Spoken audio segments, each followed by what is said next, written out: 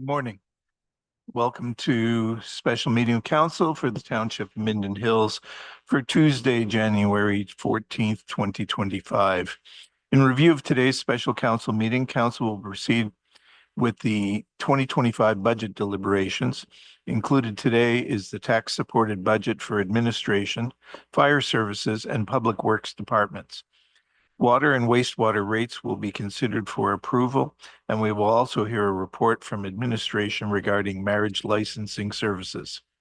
Madam Clerk, please proceed with the roll call to confirm attendance. Councillor Sisson, Present. Councillor Saini, Present. Councillor McKelvey, Present. Councillor Johannesson, Councillor Ingram, Present. Deputy Mayor Shell, Present. Mayor Carter. Present. We were On the side.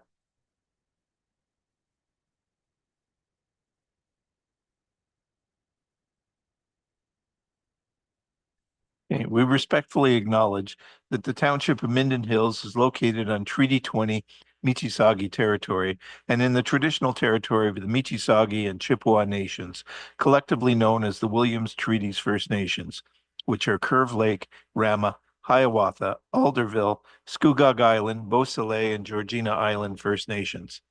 We acknowledge the shared presence of Indigenous nations throughout the area and recognize its original Indigenous inhabitants as the stewards of its lands and waters since time immemorial. I call this special meeting to order at 9:01 a.m. Madam Clerk, please proceed with reading the resolution. Moved by Councillor McKelvey, seconded by Councillor Sisson. Be it resolved that the January 14th, 2025 special council meeting agenda be approved as circulated. All those in favor? That is carried. Are there any declarations of pecuniary interest or general nature thereof? Seeing none, we'll move on to the first item of business. And I believe we have a message from the CAO regarding 2025 budget, and then you will be introducing the Director of Finance. Thank you, Mr. Mayor. And yes, I will just be making some brief opening comments more about the budget process in itself. And then turning the bulk of the meeting over to our Director of Finance and Treasurer. So good morning, Council, and any members of the public who might be following along with our proceedings today. Council, this is the next step in our iterative budget and business plan review process. If you recall, on November 21st, Council received a high-level overview of the proposed work plan for 2025 and associated budget. We had an opportunity for public input. You considered the water and wastewater rate supported budget and work plan. With that, staff and Aqua were asked to provide some follow-up information, which is on your agenda for today. Just a little bit about the review process to date. Our Director of Finance and Treasurer started, I think, almost day one back in September and has reviewed in depth the 2025 proposed budget in relation to past actuals, reviewed that proposed budget with key department staff and myself. And our senior leadership team did a comprehensive review of what has been proposed to you in both the work plan and the budget. We have today and Thursday set aside for the next step in our budget review process. So you're going to receive an overview presentation from our Director of Finance and Treasurer. We'll then do the water and wastewater follow-up information. And then we'll do a department by department review of the work plan and operating and capital budgets. Today and Thursday provides you an opportunity, Council, to ask questions of clarification, propose things that you might like to see or some changes you might like to see made. We're seeking general endorsement of the work plan and associated budget and get a sense of anything else you'd like to see. Staff is going to, throughout the day today and Thursday, summarize all direction that's given or actions that we need to follow up on. As the Mayor indicated, you have some supplementary reports for today and Thursday. So we have a marriage licensing report today, cemetery grass cutting, and pound keeping services, and a follow-up report on the Lachlan Community Center property in your packages for the 16th. As the mayor indicated today, we will do water wastewater. Our hope is to ratify the rates and pass the bylaws. Then we'll move on to operating and capital for administration, fire, public works. Thursday, we'll follow up with operating and capital for community services, building and bylaw, then and planning. After final budget day, we'll summarize all the action items and come back with any additional information for February 4th. And we will present that information, council, and our hope is that on February 4th, we can ratify the 2025 budget, let tenders in a timely manner, and get on with our work program. Just in closing, Mr. Mayor, I would like to congratulate Ms. Lonergan for leading us through a very thorough process to get to this point and for delivering her first budget for Minden Hills. I'd also like to thank the department teams for their efforts in support of this process, and also thank council and members of our community who have provided some really good input into our work plan for 2025. With that, Mr. Mayor, I'm going to turn the meeting over to Ms. Lonergan to walk council through the proposed department work plans and associated budgets. I'm also going to recommend and invite her to outline further the concepts she's used to deliver budgets to this council and other councils, and those concepts in relation to the 2025 Minden Hills budget. Thank you very much, Mr. Mayor. Good morning, council and Mayor Carter. So before you, we have the draft 2025 budget for council's consideration. Countless hours of work have been spent by myself and with staff to ensure every line item was vetted and that the proper amount was budgeted for. In addition, I have reviewed the 2025 proposed budget in relation to past year actuals with our CAO and has supported the process throughout the internal budget plan review. Various accounts were either decreased or increased to ensure staff were presenting a budget that was reasonable and reflects reality. As I've said before, the budget is like a pie. No matter how you cut the pie, it's still a pie. That being said, some of the departmental budgets have decreased and some have increased to their specific needs in 2025. The township has had some significant external pressures like OPP costs, which is 0.84% of the total budget. Staff heard at the last budget meeting that council wanted to see a 1.5% amount put away for infrastructure investments. So that is included in this budget. The draft budget presented today is 6.5973% increase after growth, which includes the 0.84% OPP costs as well as the 1.5% infrastructure investment. Now that's slightly different from your package because there was a slight variation in the new tax class weighted average from the county. So I did amend that slightly. It did not make a huge impact. Therefore, breaking out those two factors, the overall increase will be 4.2573% for municipal services. That equates to 8 cents a day or $29.32 a year on $100,000 in assessment. The information council has received is a summarized program level overview of the entire operation of the township, as well as a breakdown for each department highlighting key areas of changes. This format allows councils to focus on the major changes and pressures the township is facing. Year over year, Revenues have increased $66,009 and operating expenditures have decreased by $346,224. Shifting those savings of $412,233 into capital investments, keeping in mind to maintain debt financing at a bare minimum. Staff have considered several capital investments which ensure items that would be addressed in our asset management plan.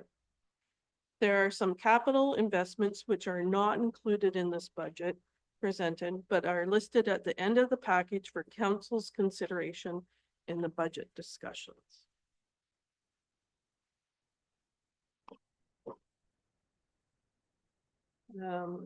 So I would open if there's any comments or questions.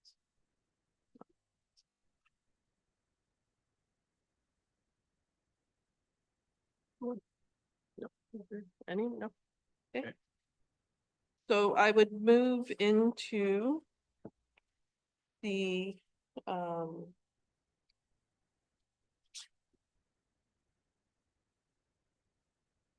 that's the overview. So I would move into the rate supported budget of water and wastewater.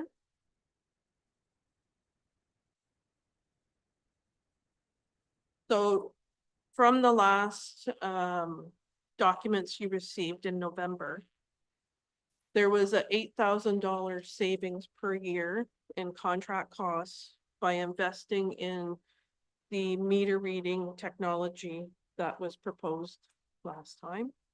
And we have reinvested those savings into the contributions to reserves.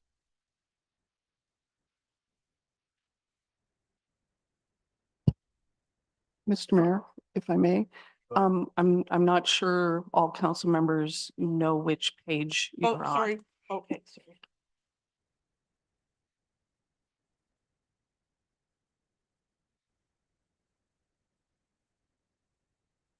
So if you turn to your page 30.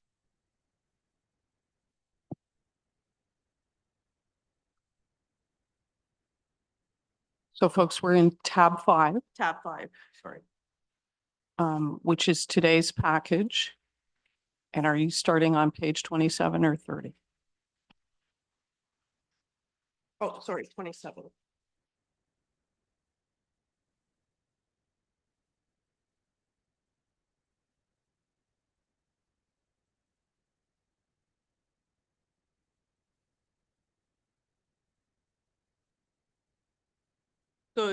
Also we have Aqua available for questions that arose from the last round in November. If there is any further questions from council on those items. Sorry, which items? There was some questions about capital Right. expenditures from 2024. And they're here to discuss those. Well, it's more of a general question, Yeah. and I know I don't want to mix this, the proceedings on the budget up with the asset management plan. But as I recall on the asset management plan, the conditions of both water, wastewater were considered fair. And I guess I know it's an algorithm that determines the age of the infrastructure and a number of different things. But I guess in our investments over the last number of years into capital, and we've pretty much, I think we have funded every request that was made by Aqua or every recommendation that was made by Aqua. So I guess why are we only fair? Is my general question. I mean, I think it seems that I'm not going to say that it should be necessarily exemplary or all sorts of gold stars, but I thought we'd at least get a good. To the best of my knowledge, there is nothing in the system that is working at, less than optimal or is where we have some problems. So I don't know if that can be answered. Through you, Mr. Mayor, I might take a stab at this because when we reviewed our overall Minden Hills Asset Management Plan, I asked the very same question. And I think not only is there an algorithm, but if you look at all the components that make up our water system, and it can be things like the door on a facility, like it itemizes quite down to quite a granular level, everything that is a component of our water distribution and water supply system. So there might be things in the inventory that are not in, they might be in fair condition, but that skews sort of the overall rating. My biggest concern was, and the question I asked was, is there anything that council and Minden Hills needs to be concerned about the distribution or the supply of our water? And the answer was no, those components are in good condition. So I don't know if that helps. And I don't know if anyone wants to add anything more. I would like Aqua to add something more. I'll get to you. Sure. So we had some discussions, the service delivery of the water and wastewater services. The infrastructure meets the requirements to ensure that we're delivering potable water and treating the wastewater properly. And we did have some discussions. We have a different rating metric than the other partner that you went with for your overall asset management. So trying to get the ratings to line up properly was a bit of a undertaking. But so, and we did have some discussions, and the example that was made, I'll just bring up another example. So say for instance, the water treatment plant needs its roof, maybe like a new coating put on top of the roof. So that project, even though that's only a $10,000 project to bring that roof back up to acceptable level, because that building is worth $1 million, it sways the whole $1 million worth of that asset to a different class. So that's kind of like in terms of why sometimes it doesn't portray the actual picture of that building is in good shape, but just the roof needs another coating on it. So then it takes that whole $1 million asset and puts that in a different rating than it probably should be. So going with that example, I don't know if it's a real example or not. It is, yeah. Okay, so going by that example, is that new coating on roof, is that something that Aqua has recommended to us? Yes. And then it's in our capital forecast. So then when those projects come up, then when they're done, then it changes the rating back to good, essentially, and then takes that whole $1 million building and puts it back into a rating of good. So this is very much just a snapshot of, in other words, at the time of doing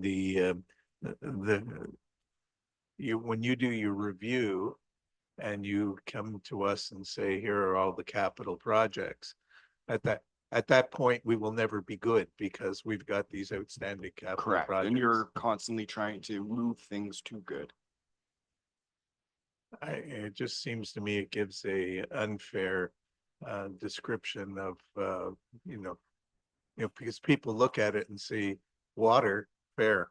Yeah, and I think you're not alone in that. Like, I think a lot of municipalities are looking at it the same way and trying to figure out how to, I guess, reconcile if it's just a component of say a building that needs done, how do you make it so that that whole building isn't influenced by that one thing?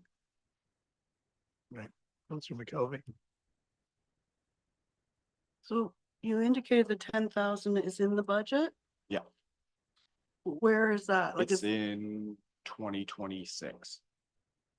so it's not in this budget. We're Correct. here to do 25, so. Yeah.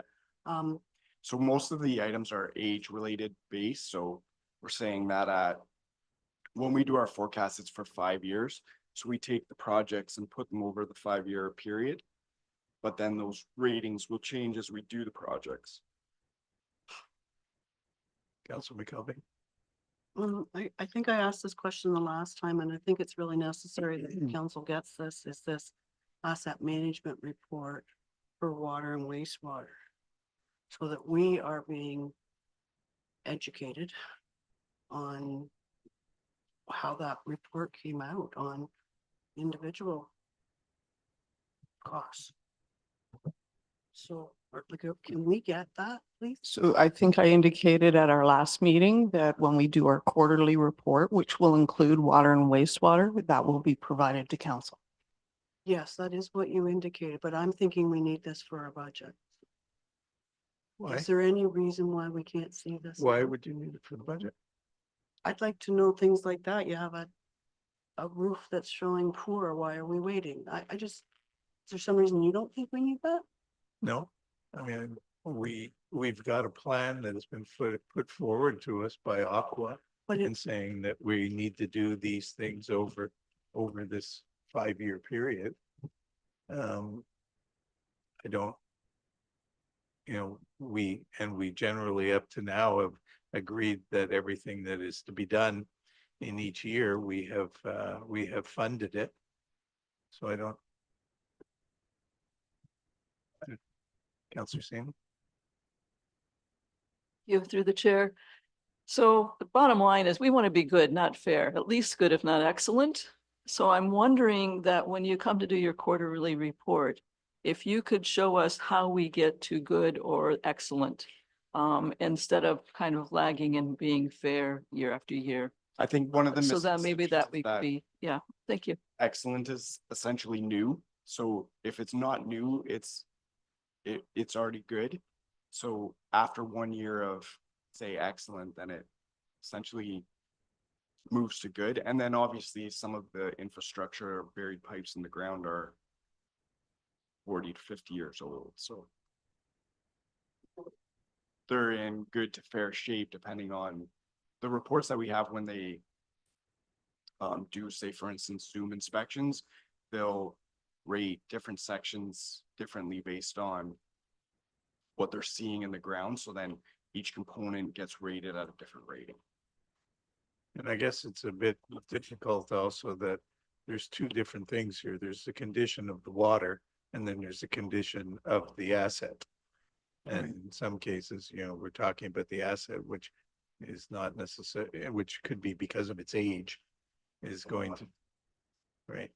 Sorry, go ahead. You have to use the microphone. Yeah. Excellent point. And I think that should be taken into consideration when we come to do our annual reports and we're looking at water quality and water quantity, all of the inspections that have taken place over the last year. If you're looking at the quality of the overall water, that has to be looked at with the asset management plan. So if everything is in fair and good condition and you're getting 100% inspection ratings and no water quality issues, then you can come to the determination that everything is working very well. Okay. Wendell? I just wanted to point out too, in the 2025 budget, there's going to be works done for a new rate study. So that all these components will be captured in that rate study, whether it's operating or capital needs. So then we are going to be making sure that we raise enough money within the system to make sure that those future needs are met. Okay, Councilor McKelvey? There was some stormwater study that we authorized Aqua to do. I'm just wondering, is that in this budget or?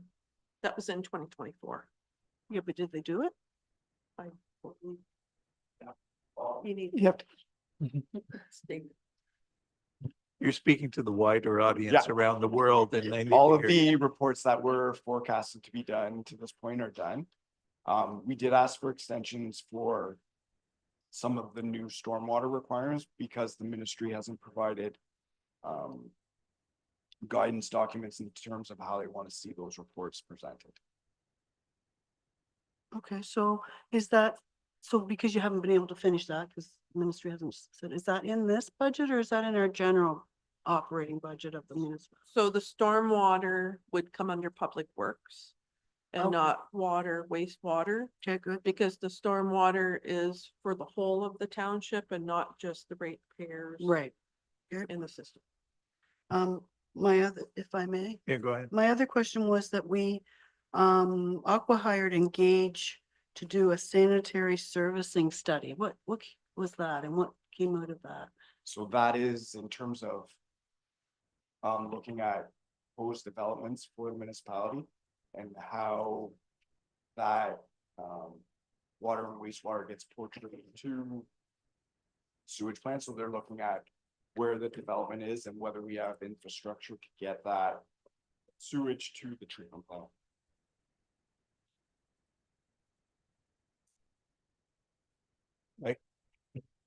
Through the chair, I just wanted to further comment on that, that is in my queue to bring a report to council in relation to that sanitary service report. Will be coming in the next meeting or two.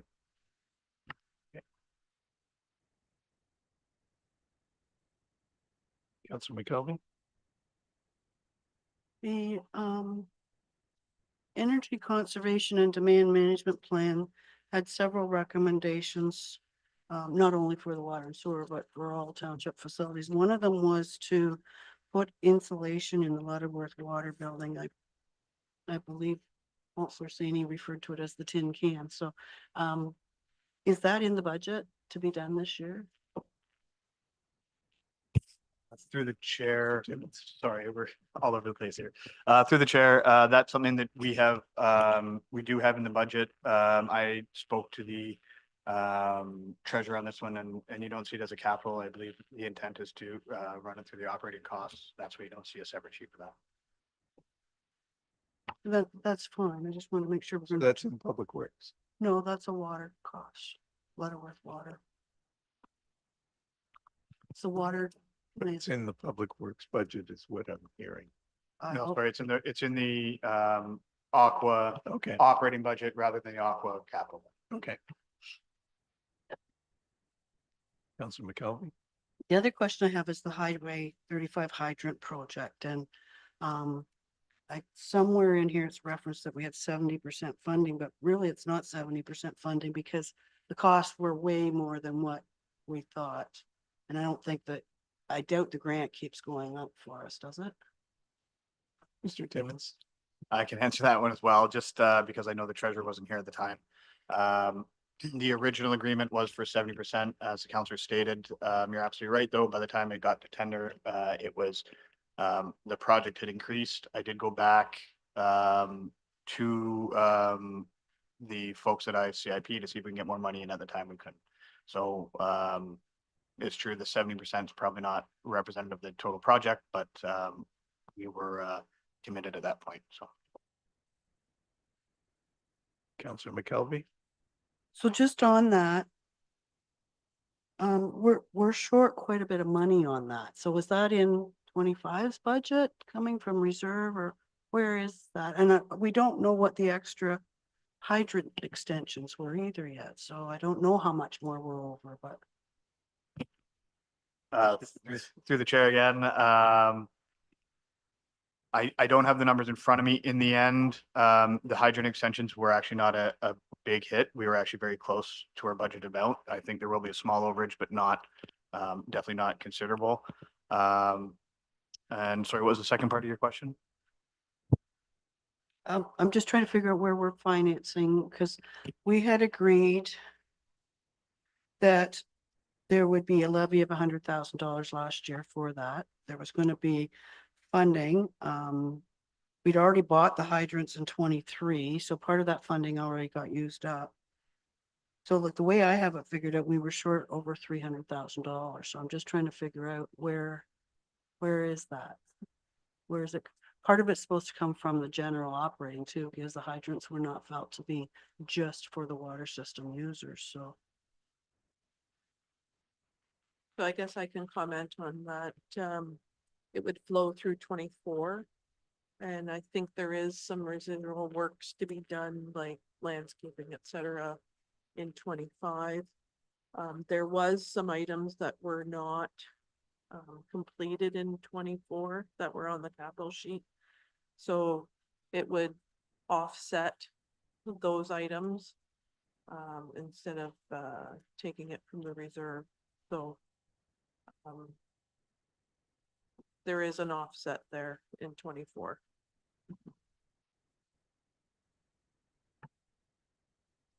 Counselor Ingram? While we're on the subject of hydrants, what happened with the old ones?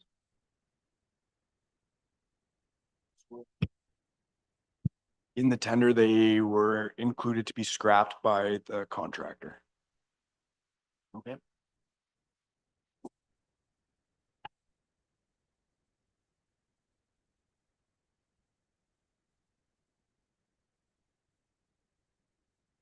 Okay. Counselor McKelvey? So you mentioned the $8,000 in savings we were going to have if we do the automatic water meter reading project. And like, did you include the $8,000 savings then in the budget? But we haven't decided whether we're gonna do the meters. Yes, so it's potentially the savings have been captured in this budget. And then we've funneled those monies, those savings to the contribution of reserves. So if that project does not proceed, then that would be switched back to the contract and reduce the contribution to reserves.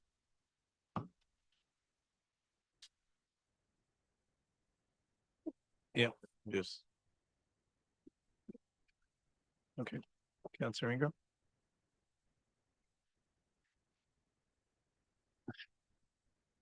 Never mind. Thank you. Counselor McKelvey? At the meeting, I believe in November, there was some talk about some of the revenues. And again, without the detail, I find it really hard to know if those comments were taken into consideration. There was definitely a feeling that bank interest should be more, because even what we have in our reserves would get us a lot more. Now, without the detail, I don't know what we did with that suggestion. I was trying to get the transfers to reserve up because, you know, the rate study that was done a few years ago is great, but it was acknowledged at that time that inflation has gone sky high since then. So I don't think we're putting enough money in our reserves, but without the detail, I'm struggling to figure this out. Yes, and we've been following the current rate study from 2022, I believe. Yeah. So at 2% and 3%, that's why we're going to be looking at the rate study again this year to make sure that we're putting away enough money in the reserves for the needs. And on bank interest, we've kind of been conservative there as well, hoping that, you know, any surplus from those kind of things would flow into the into the reserves. But we don't want to artificially inflate something and not achieve it. Counselor Ingram? Sorry, raise your hand again. Through the chair. On this $200,000 addition for reading meters, what does that include? Does that include just the programming? Does it include the adaptation for the meter reader? Or? So it's installing a radio transmitter on each of the individual house pucks to send the signal of the meter reads to the centralized reader that would be housed in a vehicle And then you would essentially just drive around and it would pick up all the meter readings. Does this include labor to install all this and Yes. everything? Thank you. Councillor McKelvey? The, the price when we talked about it in November, I believe was 250,000. It says now we have it at 200,000. We also talked about possible grants for this. Has any of that been looked into? So the original was higher, and I have moved the HST out because that is recoverable, so that's why it's at 200,000. To give you a better number of actually what would come out of the reserve. Going forward, we would still be looking at grant monies before any tendering would be done to see if there was any availability. But I haven't found anything as of yet.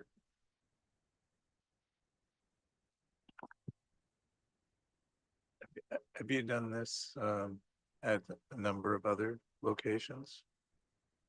Towns or whatever? I think province-wide, there has likely been some projects to switch from manual reading to drive-by reading.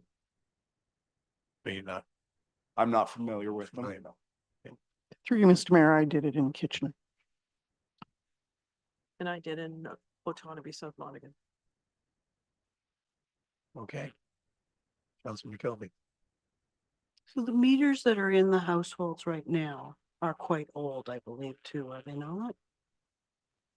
They're variable. Okay, so this isn't gonna do anything with those? Correct. Okay.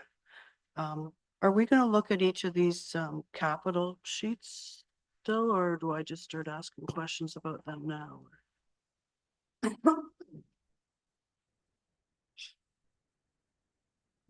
We can go through each one if you would like. And there is a couple of the capital sheets that are covered under the operating budget. So there, that has that in the impact of operating budget, it does have that descriptor in there. So if we look at the first one, clarifier and aeration tank assessment, that would be coming from the operating budget. Councillor McKelvey? So on that one, we're going to hire an engineering consultant for $6,000. I would have to question, most engineers don't come out of their buildings for $6,000. So I just wondering how, is this an aqua engineer? We're looking at getting a consultant that specializes in concrete, just to come to site and give us a expected age for the concrete tankage and what condition it's in, basically give us an idea of how long that's expected to last. So I guess if it's operating in the operating budget, it's not going to change for us because you're just going to have to absorb it in what you charge us. Is that how that works? If it's more than the 6,000? We will get quotes and just make sure that it's within range and then present that to Public Works for approval. So it's not part of the operating cost that Aqua has with us then? Is this an extra? Correct. Like it's not part of our operating agreement. Okay. So it may be in our operating budget, but it's not part of the operating agreement. So, Yes. okay, so the 6,000 and we get all the HST back, don't we, for water and sewer? Yes. So I don't know why we even show some of these HST, but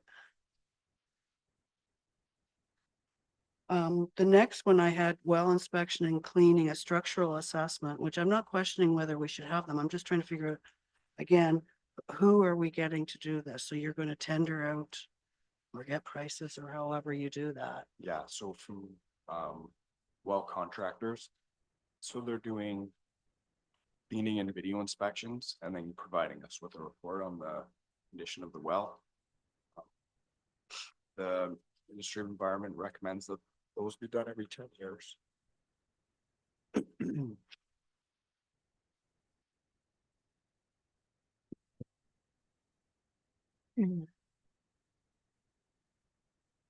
there's no extra questions on that. The next one would be the drive-by meter, read equipment, which would be 200,000. Other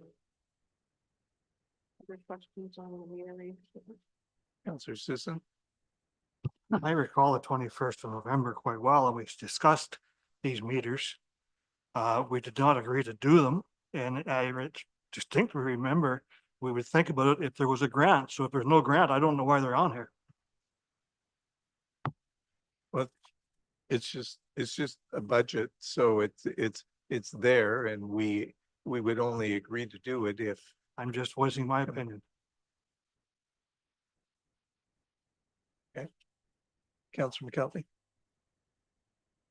So that's what I mentioned too. So I guess we're being asked, do we want to include the $200,000 for the meter readings? I personally want to wait and see if we can get some funding.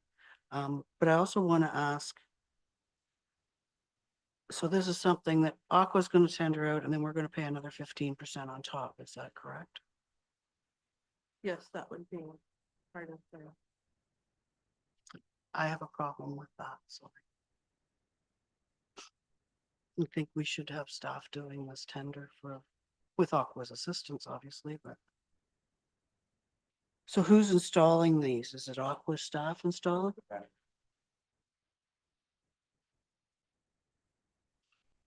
And the reader that is in the car or whatever, is that like a portable piece of equipment that we would own? Yeah. Then afterwards. Counselor Ingram? Through the chair. I'm in agreement. I mean, if there's no grant money for this, that was the whole concept or idea of doing this. I would suggest if we're gonna do this, we should really look at upgrading the meters at that time as well. Because I would say more likely the majority of them, probably 90% of them, are well past 10 years. So we need to look at that. The new meters that they have are much more reliable, I would say. Less parts moving, things like that. We have had some resident, in terms of when we get a resident that is indicating that they think their meter reading is off, we've actually like swapped out the meters. And then we've sent the ones that we've removed for verification, and they've all met requirements. So even though they might be 10, 15 years old or 20 years old, they're still reading properly. How much is a meter? About $200. Oh, okay.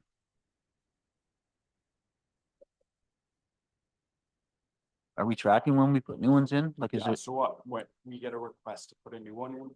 Yeah. And then I drop off the meter to Township. There's a serial number.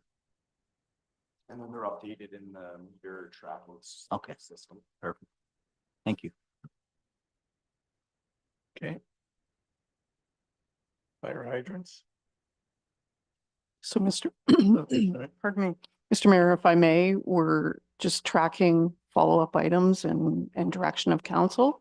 So I have noted that what the comments that I'm hearing is for the meter reading equipment. Council is supportive only if there's a grant available. I need to know that that's the direction you want us to come back with that change for February 4th. As I recall, there are two reasons to do this. One, it doesn't seem to make a lot of sense to spend $200,000 to save 8,000 a year. But I guess the other one was that there was the concern of the delay on meter readings that were putting the public at some disadvantage sometimes. So, those were I think the two reasons to instigate this project. But I would agree at, that the 200 for 8,000 in savings it's not a great investment. So, yeah, I mean, I think that we've got it in the budget. It should be a placeholder but we would look to see if we could get some sort of a grant or some sort of support. Michelle? This might be a question. I'm not even sure anybody can answer this right now, but of all of the people who are on the water system, what percentage would actually go over the minimum quarterly? Do we have an idea? Because if you're not going over the minimum, the meter reading is really moot. I mean, because it's the same every time, right? So like you said, like 25 or 8,000 on 200, I mean, it's like 25 year return on your investment. So I'm just curious as to how many people actually would go over that it would even affect if we didn't read it exactly on the day that it should be. I'm not sure. Yeah, Yeah, I just give the Yeah. meter readings. Yeah. But yeah, not so much looking at you. One thing I will say though is that like, say for instance, say if it was like 5 days over, the amount then comes off their next bill. So it would essentially, their next, if they were over on the next one, it would be less. That makes sense, so. No, If they were, like, they were all. The actual. if they were always over, but if they weren't and it wasn't, then they, you know, we've had one person in particular who's has found a difference. So I was just curious to see if there was many people that even went over the minimum. Maybe our minimum's too high if that's the case. yeah, that would all be looked at as well in the rate study that would be coming. And who's over and who's not, and what the analytics are. Okay, is that clear? Yeah. No, I agree with Deputy Mayor Shell. I think if we bill everybody 3 times a year for a normal amount and then make a makeup bill maybe at the end of the year, you know, it would save a lot of problems. Just send them the same bill every time and then a one makeup bill at the end of the year to catch up. Through you, Mr. Mayor, I think that would be part of our rate study recommendations to council. Fire hydrants? So I just, looking for consensus basically as well, because we're gonna hopefully pass this part of the budget today. That, just to be clear that if the water meter reading comes out of the budget today, it's not gonna affect the rates because that was gonna be funded from reserves. So the reserves would just stay status quo. Councillor McKelvey? Looking at the water, I don't think it's in the budget right now, is it? Like if you look at the capital for water, it's 100,000, so clearly it's not in the budget anyways, right? It's basically an in and out of the budget because it's not affecting the overall rate. Okay, but we would show it as a capital and we Yeah. would show it as a revenue, and Yeah. we haven't done that right now, so No. it's not really in the budget. Yeah, it was brought forward basically from the comments at the last meeting that it was on the table for the past couple of years, so we brought it forward today. Fire hydrant. Yeah, so the next one would be fire hydrant replacement. To do a constant replacement each year so that it's not a huge project. Like we just went through with the major fire hydrant replacements. Is there any questions on that capital component? Councillor McKelvey? Not on this, but I think going back, I think the CAO asked us for a yes or no, basically, on the hydrants, and I'm not sure she got that. Is it yes or is it no? On the hydrants? Is that, am I interpreting what you said to us? Through you, Mr. Mayor, I think we were on the meter reading Yes. you're right. equipment. Sorry. meter reading. And I was taking the comments that we are only pursuing if there is a grant available. And that would be the direction that staff heading in unless, Add one thing. A grant available and it makes financial sense. fair enough. If it's a $25,000 grant, that doesn't help us a lot here. I mean, No, fair enough, So- Mr. Mayor. it's got to, it's, Substantial. Yeah. Water valve replacement, so there's 31,500 there, for that capital item. Is there any questions on that? Hearing none? and is this is just preventative, like to, Yes. on the- Yeah, It's not- we, it's not something's broken, we have to fix it right now. This is, if something breaks, then at least we'll have funding to replace it. okay. The next one, is the water and sewer rate study. So that is coming out of the operating budget that we discussed, previously. Who does that? Pardon, sorry? Who does that? Normally it's Aqua that would do that, in-house, and then, they would bill us for that. That's how I handled it with Aqua in the past. Correct me if I'm wrong. And that's all the capital items. Is there any other comments, questions? That's So that,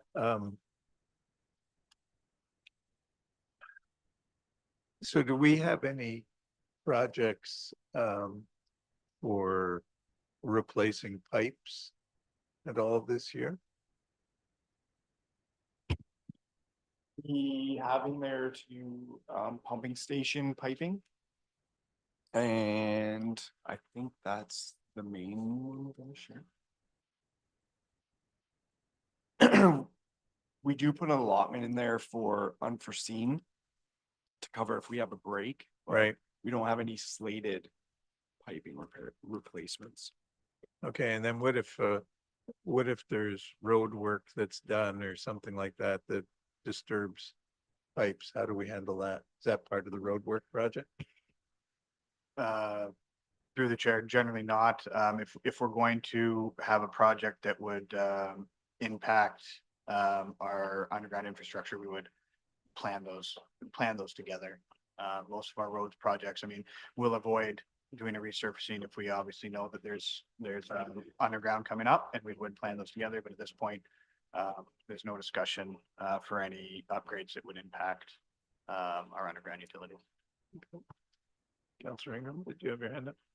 Or was that, You asked my questions. okay, let's go. All right.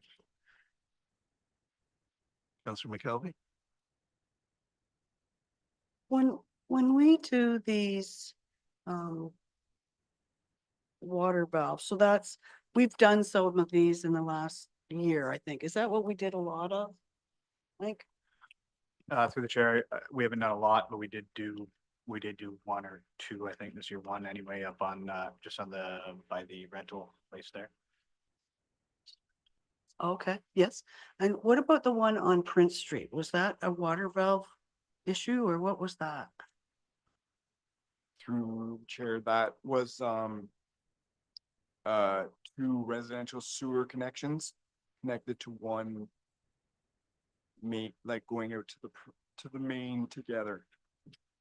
So that was to separate two adjacent houses so they each had their own connection. Councilor McKelvey? So when we do that, and the road has been torn up, who fixes that? Because it's really bad where that one was. Yeah, through the chair, that would be on the roads department, and we will repair that. There's more to that one. The township has completed our side. There's more to be done on the private side of the property line. So we're just trying to wait, make sure everything's done before we fix that patch in case there's we need to go back in there. We'd rather not rip up the pavement patch we put down. So that will be completed in the coming year.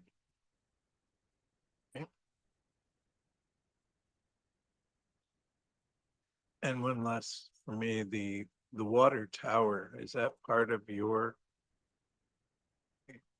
Oversight? oversight? Good word. Yeah. Yes, it is. So you climb it regularly? Is that what happens? I don't per se, but we use a company called Landmark. And they typically do the inspections and then make any recommendations, but that tower's fairly new, so. It's shape and doesn't actually require too much work. Councillor Ingram? Through the chair. Is there any, I don't know if we ever did it, but is there any plan to clean that tower? Has it been cleaned since it was put in? So every 10 years, it gets a video inspection to determine if there's buildup and the need for cleaning, and then it would get looked at for cleaning. So when did we do that last? It's coming up due in the next couple of years. Okay, thank you. You can do my hot water tank after. Yeah. Same, I assume same kind of thing. Is it a? Yeah, they would sediments or looking for drain it buildup? and clean the inside of it. Councillor McKelvey? Do we ever consider doing sewer inspections to check for infiltration? Or people's sump pumps coming into the system, all those good. Yes, we do manhole inspections. So we do those annually. And then in conjunction, we've had Zoom inspections done as well to determine if there's any areas where we suspect there's infiltration. Okay. Anything else on water, wastewater?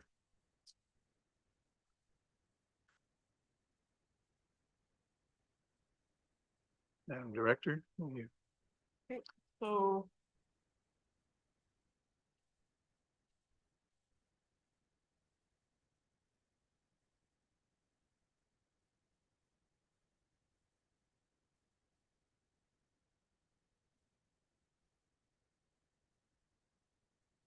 Councillor McKelvey?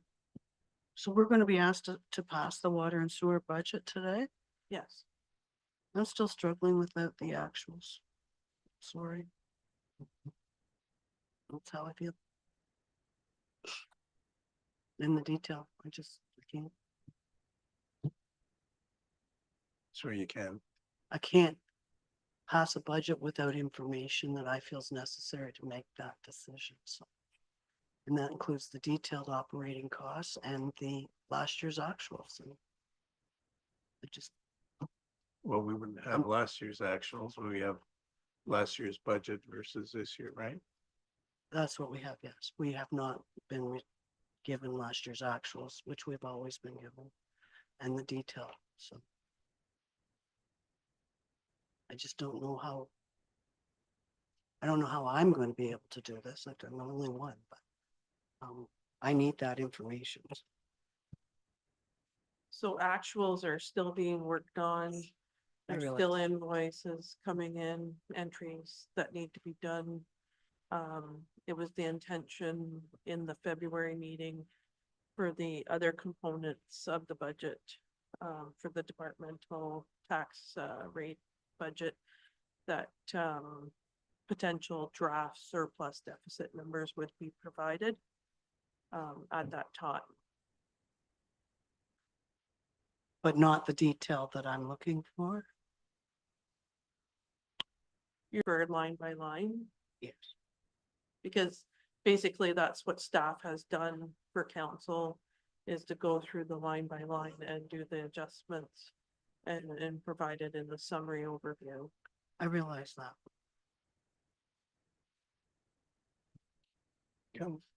Sorry, Councillor Sandy. Yeah, I think from what I've heard around the table is that we would accept this budget with the exception of the 200,000, which is not something that we're ready to invest in because it's only going to save 8,000 unless there is a grant that would help us bring this up to date. So that's kind of what I'm hearing regarding kind of the consensus around the table. we don't always have last year's actuals. I don't think we've ever had last year's actuals because it's only January and last year's is still being put into the books and we're still invoicing or getting things back and forth. So with that in mind and seeing what the budgets are from year to year, I think that's the major change that we're looking at right now. Is only that $200,000. Only, it's a lot. Yeah. But I think it's I'd be prepared to move forward with that. Thank you. Counselor Ingle? Again, I'd like the line by line details. Just as we always get, just as the county delivered, was an excellent one. Shows everything. I have to justify these decisions to constituents. And I have to be able to answer the answers they're asking me. This doesn't tell me anything really. Just gives me a generic number. This is how much we're going to spend. Go with it. There's no details. There's no business plan for roads, getting an excavator, how many hours it's going to get used a year. Like there's a lot of information that isn't in here. Thank you. Sorry, did you?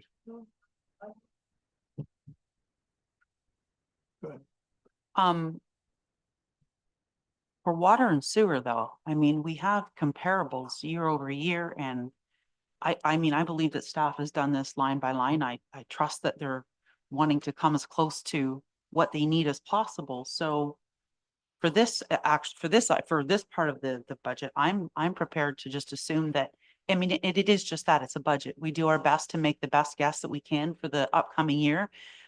There's not a whole lot of change from year to year on this. And yeah, I mean, I think this is one of those things that one part of the budget where I think it's fairly certain each year. I mean, I know there are things that come up, but I'm prepared to accept what's before us, with the exception of the 200,000. I would just like to add the comment too that basically we are just following what council has passed before in the 2022 rate study, and we're following that plan that's already in the hands of the province. So this is what is presented today, is following that same plan that council already approved.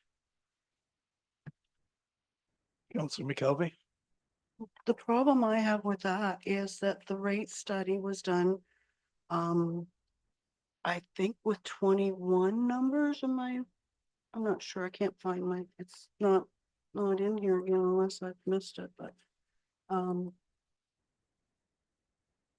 so I think there's other things that need to be looked at here because it was noted then that that was done before all the inflation hit. So to me, I need some details because I'm not sure that 2% is going to do it. I'm not saying I'm ready to go up big numbers, but I want to know what some of that detail is in case we need to really look at this better. I guess on page 10 and 11, we have the 2024 budget, 2025 budget. We have all the main cost components. I mean,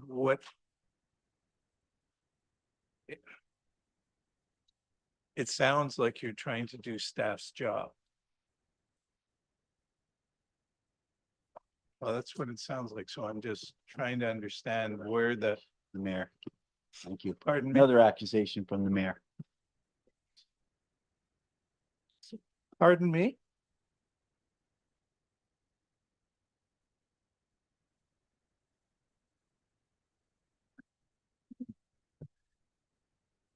I have questions. We're taking a break until 10:20.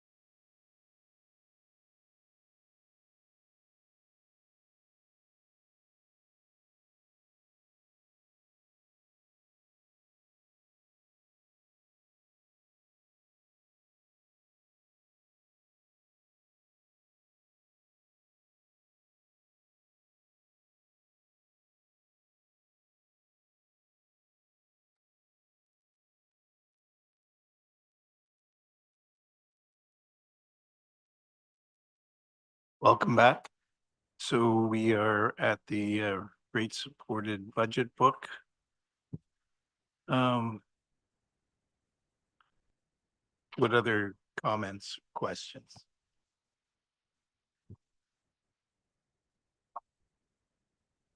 Councilor McKelvey? Sorry, I was Scratching my head. so your hand waving. Never do that at an auction. Sorry. Sold. Councilor McKelvey. I just want to remind council that under the Municipal Act, we are supposed to ensure the accountability and transparency of the operations of the township and maintain the financial integrity of the township. And I don't think your comment that we're trying to do staff's job is very fair. I'm just going to put that out there. I'm going to maintain what I was elected to do, and by asking for details shouldn't get me in trouble. So I won't pass a budget without the detail, I don't think it's getting you in trouble, but, and I think getting me that chastised by the mayor. I didn't chastise you. I asked you, I told you what it sounded like. Mhm. I think the, you know, in terms of being fiscally responsible in doing our job, but we do that through the hiring of, you know, a CFO and by having our books audited and having regular reporting on our financials. No, I'm not certain that it needs to go a lot further than that. I mean, we've got somebody who is reviewing all of this. We've got a budget that is, for all intents and purposes, very similar to what we've had in the past on this, in this area. I mean, the projects have different names, but I mean, it's not like there's anything that is, you know, widely discrepant from what we've done in the past. And you know, in our reporting during the year, there was nothing in the budgets that were, or the actuals that were wildly discrepant from what our budget was. So I'm not really certain where. I'm just, from my perspective, I'm not certain where, what else is required. Go ahead. So I don't want this to sound or be interpreted that this is a non-trust for staff, because that is not where I'm going with it. We have always at this table had the previous year's actuals. Absolutely, there'll be year-end adjustments that'll be done into March, but we have always had the previous year's actuals to look at. The county had previous year's actual, and the detail was unbelievable up there. It was great. That's why you didn't have any questions probably. I have looked at various townships, and not just the ones here, that always have that detail. I just don't know why this is different. And as far as financial reporting, we didn't have staff, so we didn't get the financial reporting for last year very often. So. Okay. I guess I'll just comment, with 35 years municipal experience, this is the best way I've put budgets forward in my past experiences for council to consider. Council had received actuals in November. So, you know, there has been things that have happened since then. So it's not like council has not received actuals in the past. I'm following something that's passed in a wastewater study from council in 2022. And we need to get the rate set to do the billings and not incur any loss in revenues going forward. So I'm trying to mitigate the flow of the finance department within the township. So I would like to get this budget passed today and, there will be quarterly finance reporting, which will include actuals, going forward. Madam CEO. Through you, Mr. Mayor. I, this for me is a bit of a head scratcher. And I don't want this to be a divisive thing. And I do accept Councillor McKelvey that it's not intended to disparage staff. It is hard, though, when I look at the amount of effort that staff has gone to scrutinize the budget, and I've been part of that process. It's hard to not think that you want to redo some of the work. I guess, Mr. Mayor, I haven't heard from all of council. And I think, again,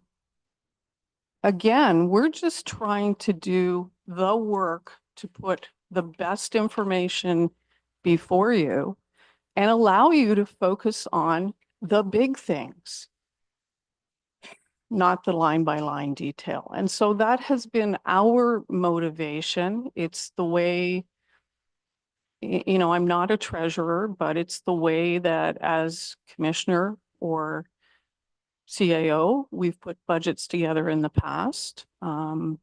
So, you know, I didn't think we were deviating too far from the norm. I think Ms. Lonergan has indicated that this is how she's put past budgets together. But Mr. Mayor, I would invite comments from other council members as well.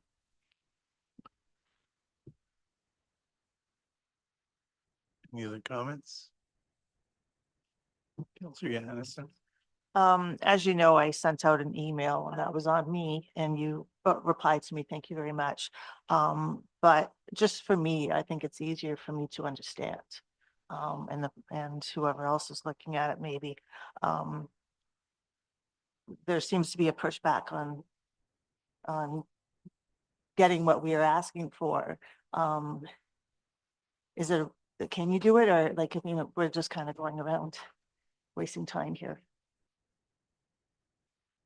The information can be provided, yes, of course. But I don't want to get into creating 5 more meetings for council because I understand council's time is precious. So that's why staff is doing the work for council and have that confidence that, you know, we're looking at everything, we're overturning every stone to make sure that the best budget can be presented to the residents. But that was the intent for the February 4th council meeting, is to give the draft surplus deficit numbers once we have time to do a little bit more work in the finance department.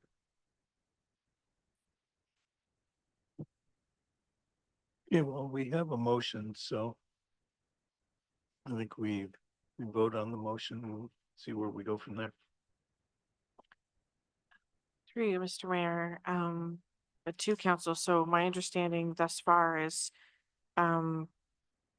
to pass the budget as presented for the water and wastewater operating and capital budgets, excluding the automatic water meter project. Is that my understanding that's going forward? Okay, so I would need Councillor Johansson and Councillor Ingram. Are you agreeable to that amendment to the resolution? Yes? No, that's okay.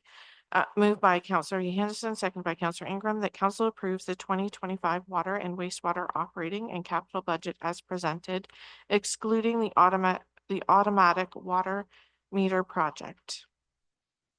All those in favor? Go ahead. Sorry, thanks. Just a clarification. I understood what we were excluding that unless there was a grant to pay for it, is what I heard from Councillor Sisson. Is that correct? Mayor, Yep. through you, Mr. Mayor, to Counselor Saney, that's correct. If staff happen to find an opportunity, we'll bring it back for consideration. Okay, read again, please. Moved by Counselor Johansson, seconded by Counselor Ingham, that council approves the 2025 water and wastewater operating and capital budget as presented, excluding the automatic water meter project. All those in favor? That is defeated.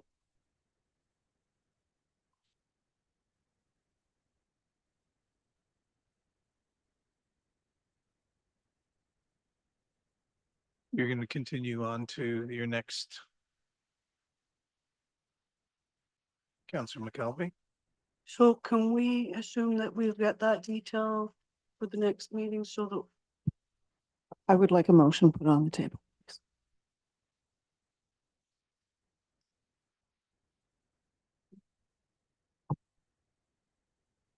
Your direction, if you want.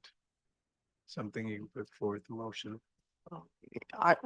If it's the will of the collective of council, we will follow. Go ahead. Well, I think we can't pass the budget unless we're comfortable, so, well, I'm not sure what you want. Do you want us to put up forth a motion that we want the line by line detail in the 2024 actuals? Sure. Okay. I think the motion needs to be in writing. Go ahead. Just curious how we can do actuals when it's January. What is the date today? 16th? When we have invoices coming in and out over the next few months for 2024. We've never done that before in my 8 years here. I think it's kind of difficult to do actuals unless they're just projections, first of all. And so I would say that the line by line is something that also that council has in the past, but we also had several non-council meetings with all of the different councilors taking a few lines and being responsible for those few lines, which took, I don't know, the deputy mayor would be able to tell you how many more meetings that took to do it in that process. Because it's not something that we would go line by line at a council meeting. Or we would be here all of January, working full time with our staff, is my opinion. I appreciate the concerns that were raised on the water budget, but it's not out of whack of what previous years have been. So to delay our staff being able to move forward and work on the other projects, my concerns with this council is we're not looking at the macro questions, that we're getting really hung up in a lot of details that we should not be having to do because we hired good staff to do that. If we have a question with staff and not doing it, that's another story. But in the meantime, we need to look at the macro issues that we're looking at. We need to be looking at the kinds of questions of what there's so many broader questions out there. One example is our OPP. We have just had an increase of 0.8%, almost 1% of our budget for OPP.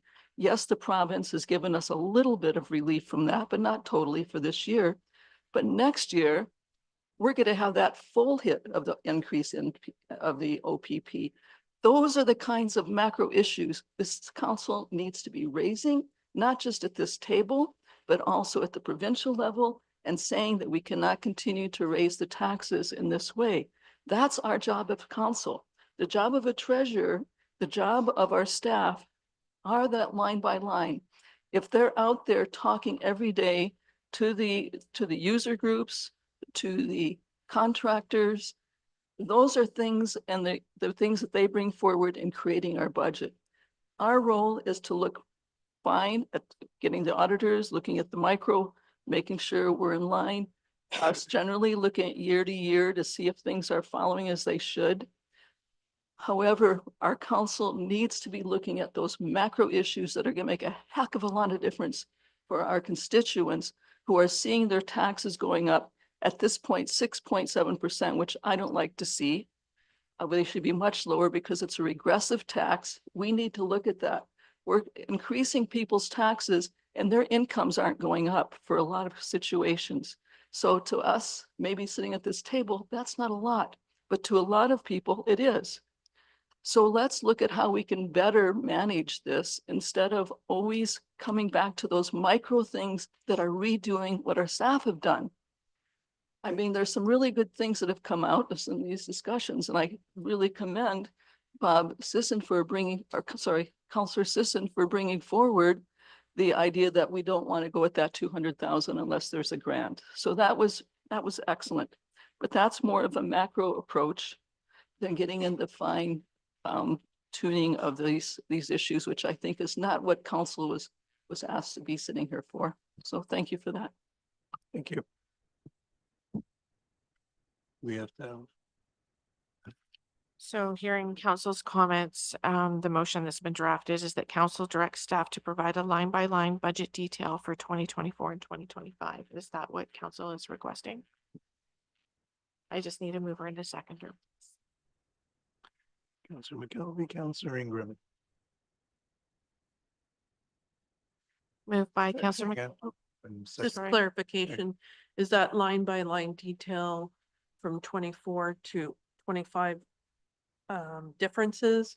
Or does that include the actuals of 24? Go ahead. It would be the actuals that you have at this time, and Counselor Slaney is quite right. We don't have actuals for 24 and completed, but everybody gets it this way. I mean, the county passed their budget last week, I believe. It had line by line detail. It had 24 actuals. We have had that the last 2 years that I have sat at this table, and you've had it long before that every year. So, like I said, I checked a lot of different places. I mean, you can look at a number and think, okay, it's not quite there, but you know it's going to be when you get the invoices. I don't intend to go through every line by line and ask questions on it. I think you'll find it'll go very fast if we actually see that. So if I may, to clarify, for the Director of Finance, the change would be that council directs staff to provide a line-by-line budget detail for 2025 and 2024 actual. That agreeable? Yeah. Okay. Moved by Councillor McKelvey, seconded by Councillor Ingram, that council directs staff to provide a line-by-line budget detail for 2025 and 2024 actuals. All those in favor? That is carried. Thank you. It's 10:40. We're going to take a break until 10:50. Pardon me. We're taking a break till 10:50.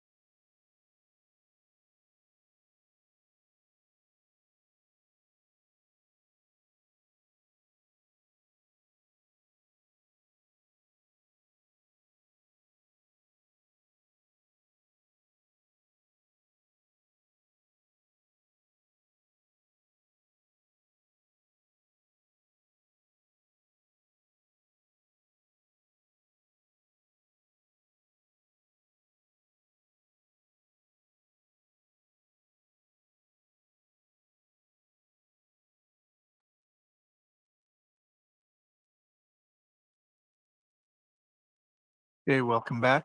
Madam Director, please continue. Okay, so we'll be moving tab 5, page 3 under administration.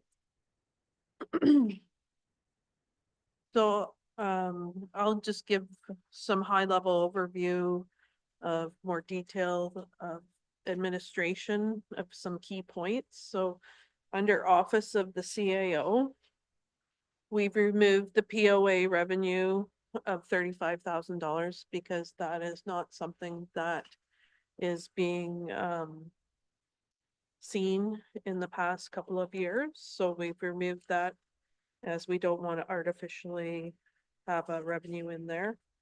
OPP costs are up $100,156. And under council, travel and mileage was reduced $3,500 to better reflect actuals. Other expenses were reduced $500 to better reflect actuals. And conferences were reduced by $2,200 to better reflect actuals.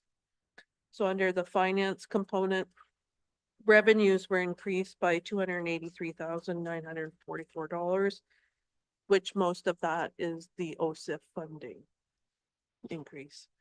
The expenses decreased by $715,080, which was basically there was a line item in there, contributions to other funds. So that has been shifted into the capital where it better reflects and is more transparent to council that those are actual capital costs and not operating. So I'll open up for any specific questions that council may have under administration. And then after question, or do we want to do the capital sheet for the clerk? Or I would suggest, Madam Treasurer, that open it up for council questions Okay, and then perhaps the capital budget sheet. okay, and then we'll do capital after. Yep. Okay, questions, Councillor McKelvey? Just questioning if the election costs, we're putting money in the reserve to balance, like to spread it out, which is great. Yes. I'm just wondering if it's enough. I don't know if there's any idea how we did last time. Just again, a question. I'll defer to the clerk on that. I believe we'll be fine with Fine with that amount. that? Okay. Yes. Yes, thank you. The policing costs, we received this new money, thank goodness, which was probably the retro pay. There was a combination of things. There was retro pay and increased costs. And it wasn't really clear what the full subcategories were. They never divulged that. So I'm just looking, you've got a comment to allocate another 75,000 to the OPP reserve to offset, but that's where I wondered. The Councillor Saini's comment was our policing is going to go right back up next year to some ridiculous number, but I'm thinking they covered the bulk of that because of it was a retro 2 years from the contract being renegotiated and set. Yes. So I have a meeting tomorrow on OPP costs, but I don't have the information there. But we are anticipating that we're going to get hit the full amount in 2026. So we're trying to be a little bit proactive because they've given us some relief of the full cost this year. So they gave us relief of 324,509 from the initial increase of 424,665. So we're anticipating that they're not maybe going to give us that relief next year in 2026. So we should be proactive and potentially putting away some money from the surplus deficit in 2024 into the police reserve to cushion that increase in 26 that we're anticipating. My understanding of the policing costs going up so much was there was 2 years of retro, which was a substantial amount of money. And the province is helping offset that by giving. So I wouldn't think we'd have 3 years of retro on next year. billings. Yeah. But they're also talking about redoing their formulas. So we don't know what that impact is gonna be as well. So And as I understood it, not all of the retro pay was going into 1 year. They had suggested it was going to be spread over a couple of years. So there was supposed to be a presentation from the OPP to discuss what their rationale was for the increase. That meeting was canceled. And then the government came up with this money, but we don't really also know what this money is, if it was a amount of money given to us or an amount of money that was being deferred. So I think we have to take a conservative approach here and be ready for almost anything next year. so that would be a further recommendation going forward, coming back to council in 2025, once we know more details from the OPP. So just one added thing is that the OPP still said they are going to come to the police detachment board and explain what the dollars are and their budget is. But there's no date on that. And through you, Mr. Mayor, if I may add, and I don't know if council members picked up on it, the meeting that you are referring to has been rescheduled. And so I know I'm attending one on Friday, and I believe our Director of Finance is attending one tomorrow. So we may have more information for council moving forward.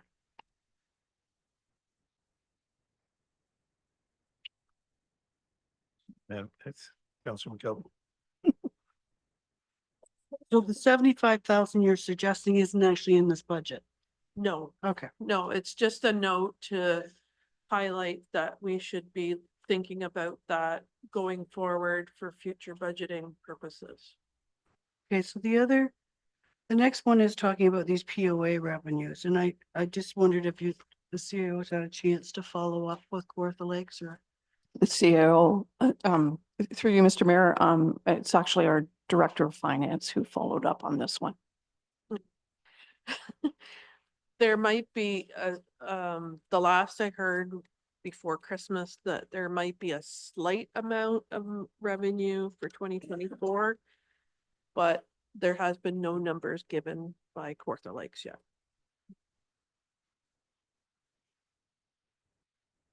Councilor McKelvey. So in the past couple, 3, 4 maybe years where the POA revenue went to zero, the reason being it was COVID and the charges weren't being laid or processed, which was fine. I could sort of understand it. It's just that COVID's over and the OPP are out issuing lots of tickets. So I really think we need to push back on that. The other thing I'm wondering about is, in the past, we also used one of those funding programs that the province gave us during COVID. There was the modernization and there was something else. The And- restart. That could be it, but it was utilized to offset this in the past. So is there any thought to doing that again?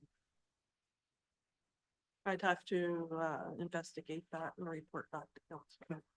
But we're not getting those funding. No, No, it was $35,000 revenue that we're no longer getting. So The last I heard on this was the Kawartha Lakes is saying that the increased cost means that there's no extra money available.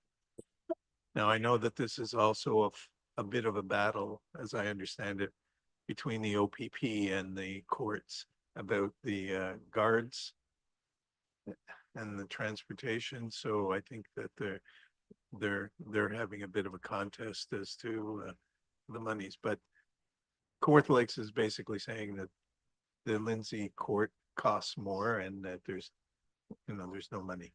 There's no profit.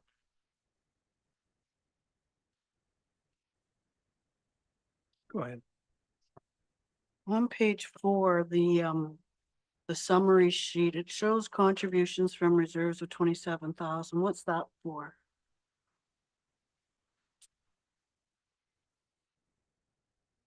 That is to fund some of the monies for the capital items that the clerk is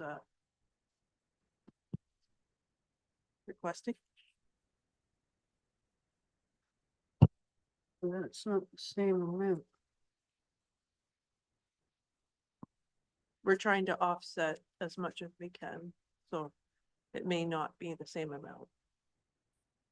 Okay, so last year, that 27,000 was to offset the one-time IT costs that we were going to be experiencing. So that's why I'm wondering why, because this is operating, this page is operating. So I'm Mhm. trying to just get a feel for what's the 27,000 for this year. Last year was one-time IT costs. So there's a continuation of IT costs for the modernization of the IT, which is part of the capital report that the clerk will give. But this isn't capital, this is operating. Yeah, but it's gonna offset it with from the reserve, right? So it's a contribution from the reserve. So it's coming from the reserve.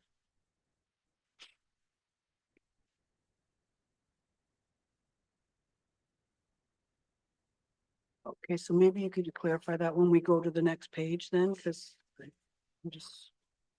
And the IT stuff, we had a presentation, I think, even by Mike March, or at least some more information on that. That's where council actually decided last year that the one-time costs were going to come from the reserves. So just want to make sure I understand what that is.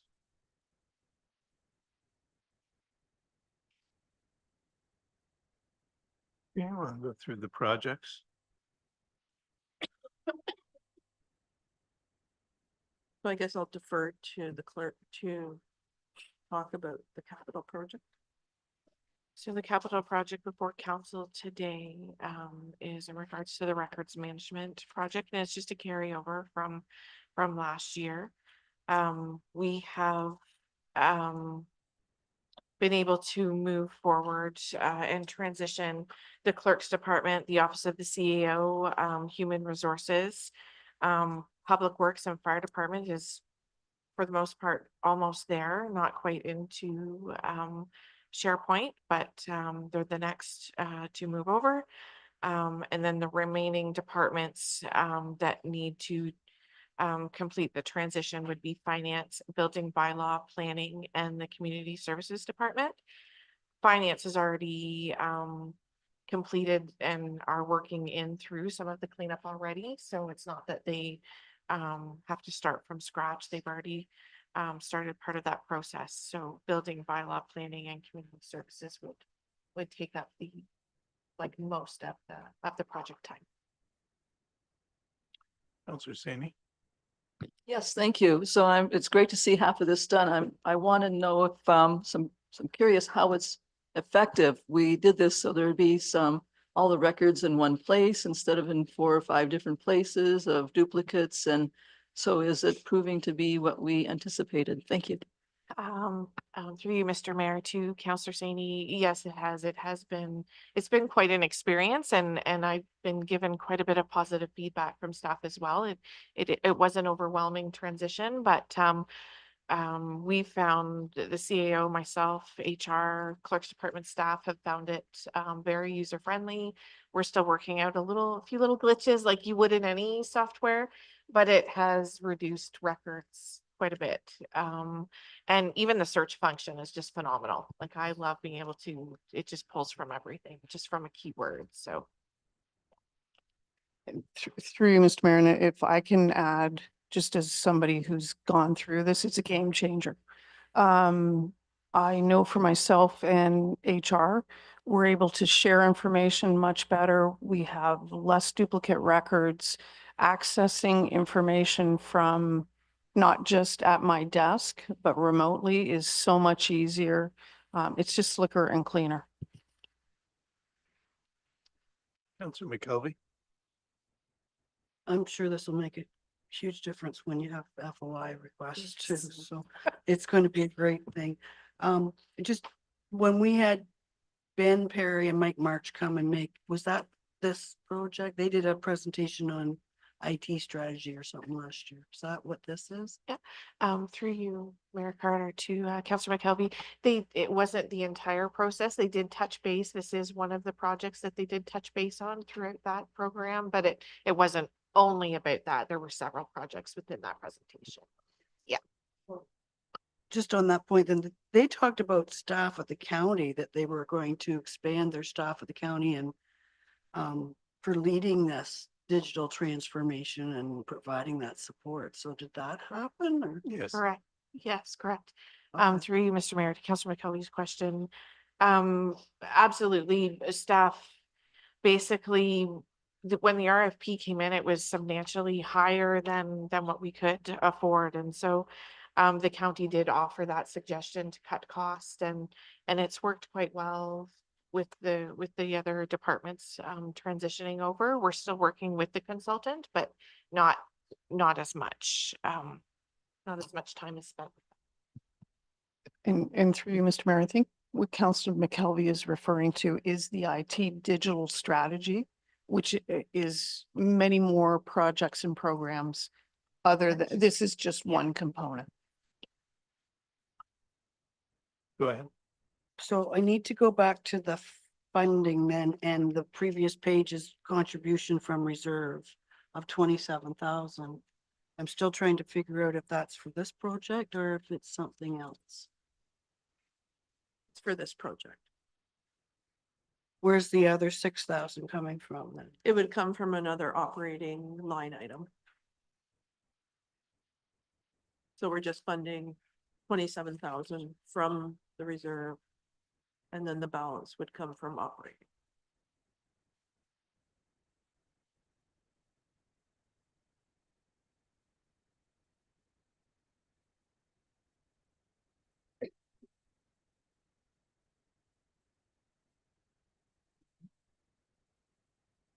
Push Okay. on. Let's. Okay, so then we'll move along to page 6 for council and committees, if there's any questions on that department.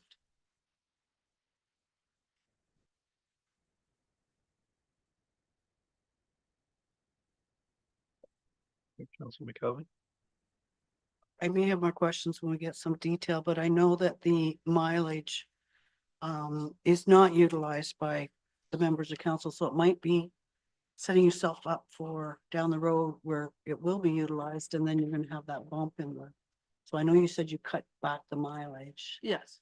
Okay, so you have more members going to conferences and stuff, so that's still okay? I've checked with the clerk on the conferences and we looked at the actuals and we came to the realization that we reduced it to make sure that there's enough buffer in there to cover all conferences. And then the travel of mileage would be covered under the conferences. I just know that there's mileage to come to council meetings that's not being claimed, so I don't want to Yeah. set you up for a problem this year or next year or whatever. But again, I kind of need to see the detail, and then that might.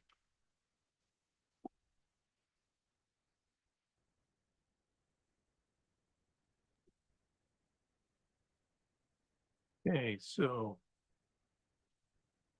That ends in min, except going into finance. So then we'll flip over to Sorry. finance on page, oh, sorry. I might suggest that the clerk presents her report, or you reference the report on marriage licenses now. Oh, sorry, yes. Unless you want to. Nope. No, okay. It's in the back of tab 6, I believe. Or just before the tab 6, isn't it? Yeah. Yeah.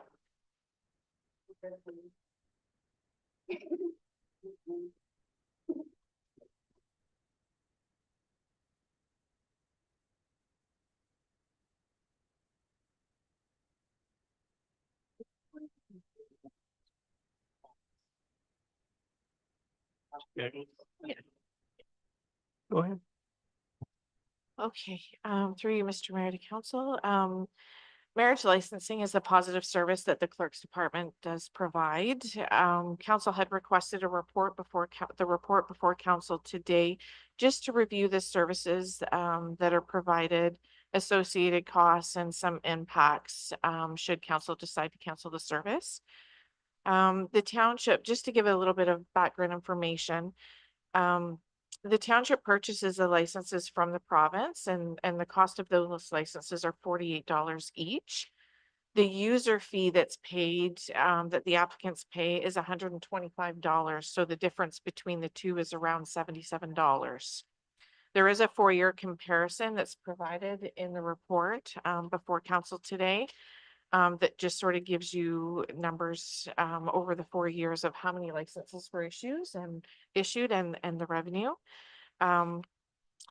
It does take approximately 15 to 20 minutes to issue a license. And staff do encourage applicants to book appointments, but we do still welcome walk-ins.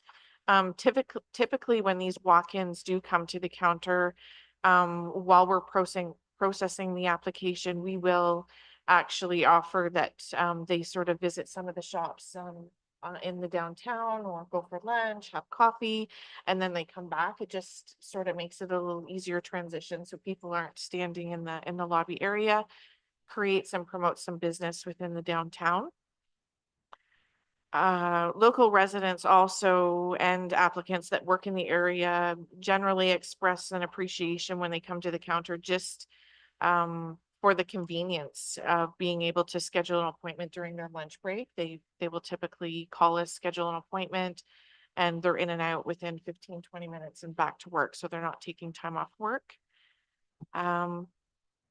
There are several civil and religious ceremonies that are held in many of the local businesses and venues in town in Minden, and applicants generally will share experiences and the excitement of their wedding planning and their bookings. And having these appointments in Minden just allows them to come to our appointment and then run off and do other appointments in town, visit their venue, secure their wedding officiant, and they've just advised our clerk's department staff that it's just handy to be able to do all that in one day rather than several appointments and running all over. It's also been indicated that because there are only the 2 municipalities in the county of Haliburton that offer the service, applicants have advised staff that from time to time, Haliburton, it doesn't happen often, but it does happen where Haliburton's not available. So they will come to Minden to get their license, and that's vice versa as well. Obviously, we're all sitting in the council meeting today. So if anybody came in for a marriage license, they may have to go to Haliburton, but that happens in Haliburton as well, where they have to come and visit Minden. We have tried to modernize departments across our municipality, and that's in all departments. And what we try to do is figure ways that are efficient and provide services to the public as quickly as possible. We do find that as part of the rollout project, the e-commerce online payment is a way to improve those efficiencies. We also are starting to develop and utilize the website form builder, so they can get online, fill in their form, submit their forms, submit their payment. It's all done. Then they're just basically coming in, picking up their license. It's 10 minutes and they're at the door. Staff do strongly recommend that the municipality continues to offer the service to the public. It is a very positive service that the municipality provides. The community does use it, and the service pretty much sustains itself. Removing the service will reduce the revenue by approximately $2,000 to $3,000 per year. And just we wanted to throw this tidbit in that for Councillor Saney, especially just when we start talking about those energy impacts and stuff, that basically offering this service locally, it does make it a simple and effective way to reduce the carbon footprint by reducing vehicle emissions for people traveling outside the community. A lot of them just walk, stop in, complete the business and go back to work or go about their day. So happy to address any questions. Councillor council may Sammy? have. Yes, thank you. And just to add to that, I understand, and it's not clear yet, but we have a destination wedding development happening in the Minden area. So without having licenses, when we have a a huge company investing in our community for destination marriages, it would be absolutely ludicrous not to provide this service for them. So appreciated the staff going into the detail on this and bringing this back. Thank you. So I have to admit, I'm intrigued by the walk-in business of the people think this is Las Vegas or is it? It's such a positive experience for the public. They just come in, they're so excited. It's a positive experience for our staff here. They always love to share, you know, their experiences with booking different venues and honestly, they go into town, they shop, they do grocery shopping, they'll come back, they'll go purchase other things. Councillor McKelvey? I think it was probably me that suggested we look into this, and my rationale was not cost or profits or any of that. It was to try and save staff some time. That's, but you know, that's fine. You've made some very good arguments, but my whole intention was to try and get less work on the staff so that you're not having to work overtime and that sort of.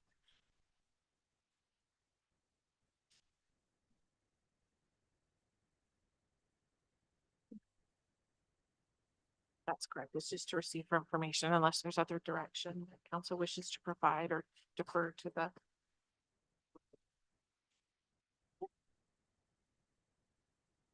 Go ahead. Moved by Councillor Ingram, seconded by Councillor Johansson, that council receives report 2502 administration marriage licensing services as information. All those in favor? Who's carried? Councillor McKelvey? Sorry, I have to go back to that records management thing because on the reserve sheet, it's showing 33,000 coming from the administration reserve, which I think is for that. But on your summary of operating, you're putting 27,000 in, and that's what I just want to make sure this wasn't just we did it last year, we should do it again. No, it would be 27,000 coming from the. Okay, so then the reserve sheet says Yes. 33, so, Sorry. okay.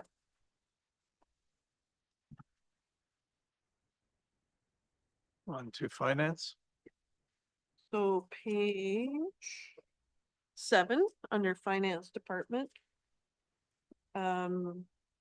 Is there any comments or coming from council?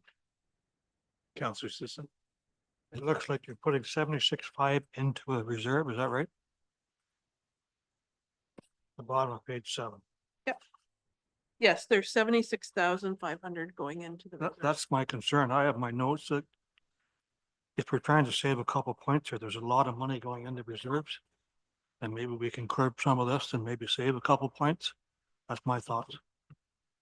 So we save a couple of points.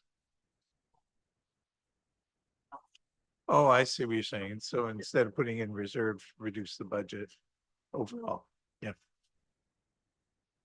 I think it's a discussion well worth having, particularly probably in the February 4th meeting where we determine if we have an approximation on the surplus that we may have as to, you know, is that surplus put into reserves? Is it reduce borrowing?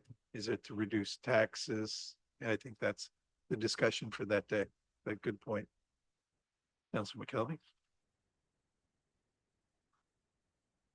So I noticed that I think from what I'm reading, you're going to budget for supplementary taxes. Yes, there is a budget line for supplementary taxes as a revenue. But I don't know that we've ever budgeted for that. It's kind of been a slush probably isn't the right word, but it's been a safety net. Yeah. So we don't. It was normally- in the 24 budget, but it's a conservative number to make sure that there is some offset there. And again, maybe the detail will help with that, but one of the questions I have down on the insurance is the insurance for the halls. I'm assuming you mean the Lachlan and the Irondale. Yes. So I have to question why they have to pay their insurance, but none of the other departments do. And it's just, I have this bugaboo about them being kept at a $10,000 levy cost, and it's never gone up in 20 years. So my general comment on insurance is, in the previous budget, it was just put all under finance.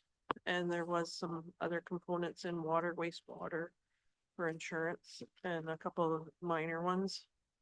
It is my intention for the 26 budget to spread that amongst all the departments. Because the way the FER is reported to the province, that to know what each department costs, that is a cost of each department. So that would be something I would be looking at in 26 to change. So anything that you can make attributable to a department. Yeah, so based on vehicles and equipment versus property would be split out amongst the departments as accordingly in 26. I think historically in the past, I don't know how many budgets ago, it was done that way and then it shifted.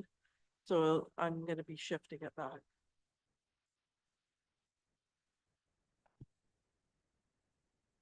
Okay, anything else on finance? Counselor McKelvey? Some of the capital finance department budget includes asset management software updates and training, and then the asset retirement project. So do we hire a consultant for that? How's that work? Yes, so the software would be the company that offers the software would be managing, doing the upload and matching of the assets based on the financial statements to make sure everything is aligned moving forward for future audits. And then also the asset retirement obligation would be the same software company, because those numbers from the asset retirement obligation would be funneled into the same software to produce those annual reports for the audit as well. So I know we use different financial systems, but are we looking to work with the other municipalities on this software? I think some of the municipalities, I believe, have the citywide software, but I'm not 100% sure. Okay, But we already own this software, we're paying for it on an annual basis. Counselor Ingram, did you have your hand up? Counselor McKelvey? So we already own it. So what's the 31.5 for then? So it's basically, we own the software and it was populated a number of years ago, but it was never maintained. Oh, So it has to have a total refresh of the data into the software, which will also help with the asset management plans going forward to keep track of everything. so what's the 31.5 do then? Hire somebody to update this, or? So it'll also include training of staff on how to use the program. And it'll be the work of getting the data matching from the audit. So all of those components together. And is this a subscription or maintenance fee? It's an annual maintenance fee after going forward, which is already being paid today. So should this not be operating cost? For 31.5? Like, I'm just trying to figure out why if it's training and that's an operating. So in the past, there was when I was doing the carry forwards, et cetera, of capital, there was a large number for asset management that really wasn't fully being utilized. So this is part of the asset management plan, asset management software, and then also the provincial requirements for the asset retirement obligation. So it all ties in to asset management plan and maintenance. Let me see. Yeah, and through you, Mr. Mayor, I just, I understand what Councillor McKelvey's trying to clarify here. We own the software, there will be ongoing licensing or maintenance fee that would be operating. I think the way I viewed this when this came to my desk is we have a one-time project to get us to that updated Level. information platform that we can then continue moving forward. So, and I think you're right. If it was ongoing training, I would view it as operating, but this is really getting us to a point where we can manage this thing moving forward. Councilor McKelvey. I'm just struggling with any of this being training. That's it. I'm not arguing that this is great. We have a software program we've been paying for and now we're gonna actually start to use it. So that's good. But I just, if part of that's training, I don't think that should be coming from a reserve, but.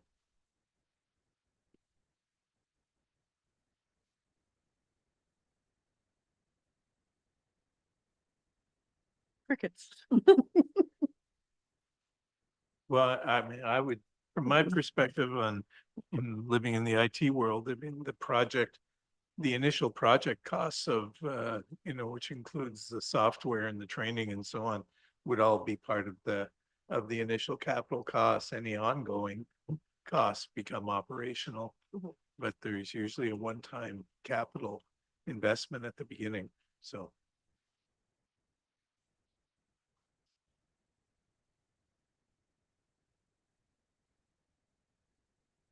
Are you still in finance? Yep. Go ahead. So the auditor mentioned this asset retirement obligation that's going to be necessary. So this is going to affect everybody. I mean, like Every all the municipality. municipalities. So can we try to tender this together at the county and share this? Like, there should be some cost savings if it's a group. Before townships and the county will have to do this. It's just unfortunate if we all go out and it's basically engineering costs, so I don't. So I guess my comments to that is this should have probably been done a year ago. And we're kind of behind the 8 ball to have this information available if asked by auditors. And we're switching auditing firms this year, so I want to make sure everything is up to the standard that it should be.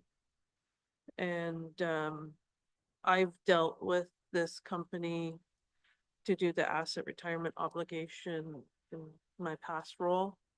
So it is a very high level, quick turnaround, and it is very specific to the buildings and different things, components in the township, so. We're going to sole source this? Is that what I just heard? Yes.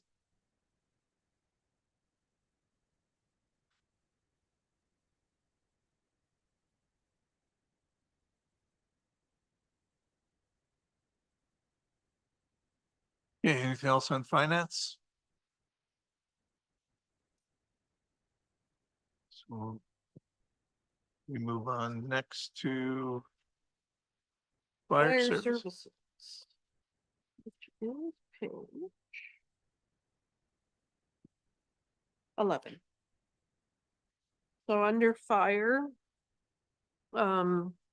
we were able to, there was an original capital request, but we were able to cover that under operating, which is something that we need to meet fire hydrant standards. Where it's painting the fire hydrants yellow, but also putting colors on the fire hydrants for pressure testing to ensure that if there's an emergency, that they know exactly what the pressure is under the regulations. And then in the contribution to reserves category, we've increased that $25,000 because there's going to be a huge need in future fire reserves because the price of fire equipment has skyrocketed since COVID. So $25,000 might seem like a large number, but it is not really a large number in the scheme of things in the industry at this time. So so that amount is is just an estimate Yes, and it's just to be able to put something extra in there to build on that, but with the fire, with the asset management plan, we are going to be looking at, you know, a fleet model and figuring out how much it's going to cost with the new replacement costs going forward. Councillor Saney first and Councillor McCauley. Yes, thank you. And I suspect that we will be going to LAS, who is working with all of our smaller municipalities so we get better bang for the buck. Yes, So that will be part of this process, right? so Thank you. overall, across the board in any department, we would be looking at LAS if there was that availability there. Also a general comment across all departments, as well as we traditionally have bought red trucks.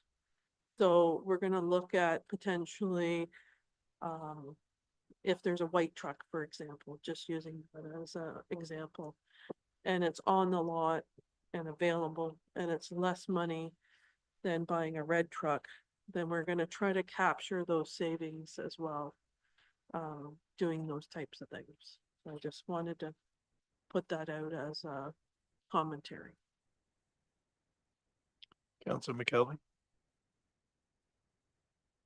I think you said that we're gonna paint the fire hydrants yellow. We can- just put a whole bunch of red ones in out there. Yeah, so I will ask the fire chief to explain the regulation. Yes, through the chair to Councilor McKelvey. So under the fire code, section 6, fire hydrants are to be painted yellow. It's a very specific shade of yellow.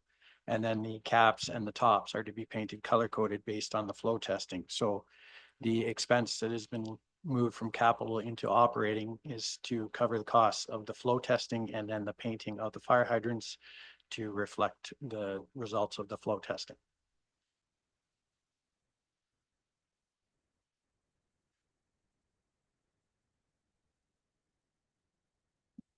Is this a new? No, this is not new. This is under the fire code. It's always been in the fire code. As far as your comment about the fire hydrants, the fire hydrants had already been purchased. And so they were just installed because they had already been purchased. But they will need to be painted. But this, as I drive through Ontario, I don't see every fire hydrant painted yellow with different colored tops on them. That would be up to the municipality to ensure that they're meeting the requirements under the fire code. Okay, so just as a matter of interest, I'm guessing that this is a situation that it should be consistent, but if I do flow testing on something one day and then I do it the next week, am I going to get the exact same number? I guess that's from Mr. Timmons. Through the chair, I don't know that you get the exact same number, but it should be a fairly similar number. Okay. And that will vary depending on where you are in the township, elevation of the hydrant versus the elevation of the water tower. So we're gonna have blue tops and yellow tops and green tops and Through you, Mr. Mayor, that depends on the results of the flow testing, but the colors will be blue, green, orange, or red. Those are the required colors under the NFPA standard. And it's based on the flow rate. We would hope that all of them will be painted blue or possibly green, but we won't know that until the flow testing is done.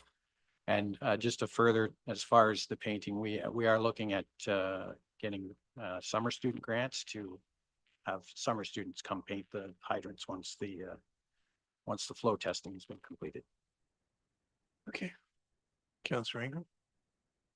Through the chair, could you not tag them as opposed to painting them some way? There are reflective tags that can be affixed, but under the NFPA standard, which is what the fire code is based on, the hydrant caps have to be painted. Well, I'm gonna suggest to you, you might want to add more money because every one of those hydrants that are currently painted will have to be sandblasted. Well, I don't know. We haven't got an Oh, I've estimate for already that looked yet. into it as an employee and they have to be sandblasted. There's companies that do that though. So just to bear in mind that that might come into play for you. Thank you. Okay. Deputy Mayor Shell? Just a couple of things. There was a fleet replacement plan in place that ran to 2026, just so you know. At the last, when we met up with the county, I had asked you about the possibility of increasing your number of firefighters, and I'm wondering, I don't see anything in here, so I'm wondering if that's something you want to. We've decided to put that off until next year. Okay.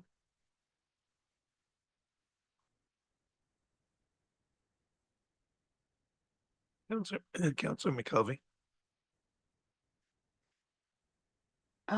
So you will be hiring a consultant to do the flow testing. This isn't something that gets done by Aqua and. Through the chair to Councilor McKelvey, no, we have been in discussions with Aqua to have Aqua do that, but it would be an additional cost that they don't normally do right now. So that money would be to pay that additional cost. I would caution you that when they do this, they put it out to a consultant and then they pay us and then they charge another 15%. So your cost probably will be more if we can't put it out ourselves, but. My other question is, I 100% agree with the 25,000 increase in your reserve. Although I also agree with the white vehicles, yours will still say the shiny red and they cost a lot. So I would like to see us offset that increase by not doing the 40,000 to the emergency preparedness.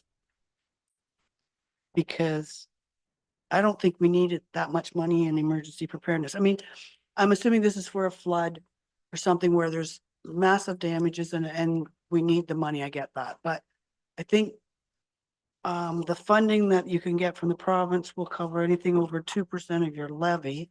We have more than 2% of our levy in that reserve now.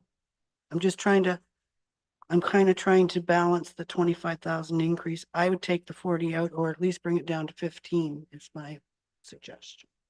Through the chair to Councilor McKelvey, if that is council's direction, that will be the route we take.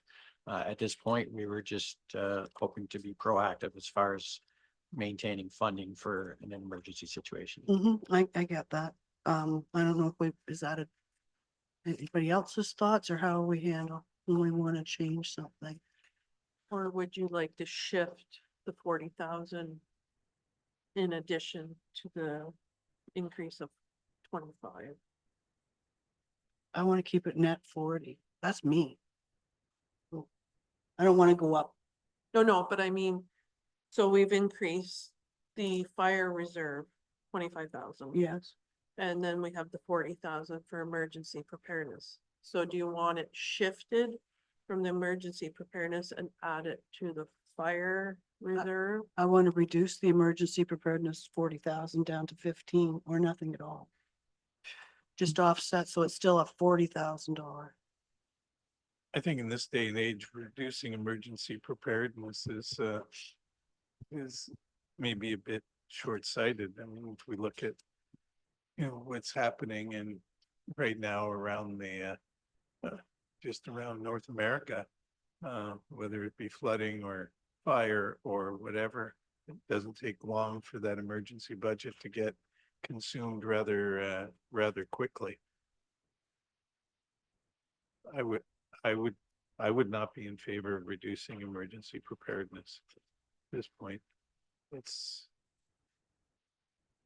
These are different times. It's, And further, once we get there, in the other department, we are, funding the generator from emergency preparedness as well. So that is $150,000 that's coming from that reserve as well.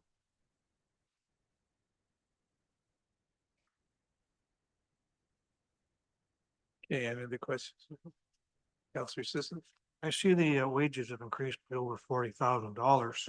Is that just an increase in wages or what's the reason for that?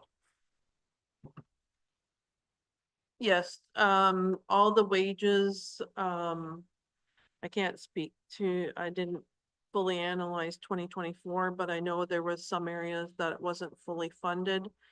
So all departments across the board have been fully funded in the wage category and captured.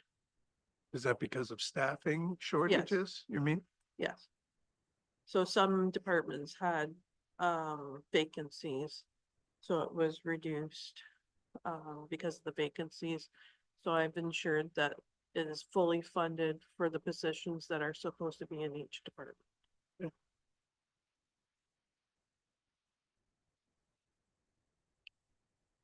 Counselor McKelvey?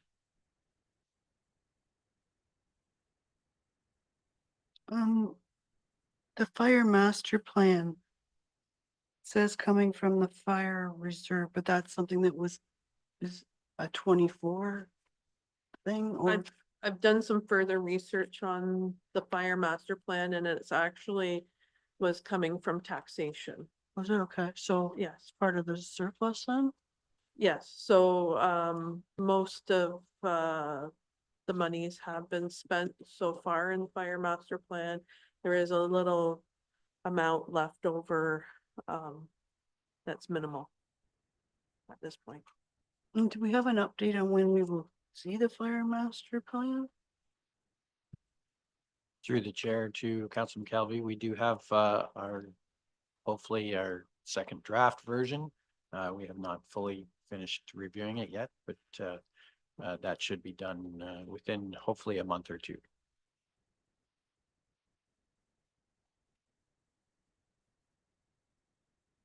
Counselor Saney?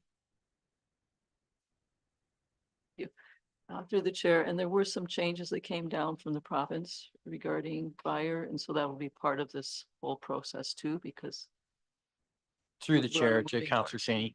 Saney, so the legislative changes, those have been outlined or reflected in the operating costs for training. Counselor McKelvey?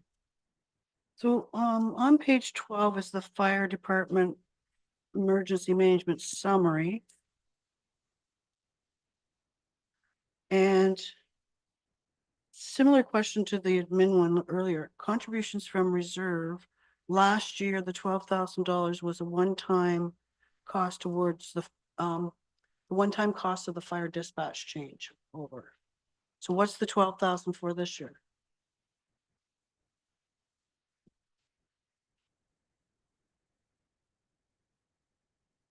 I'll have to find out further information on that one.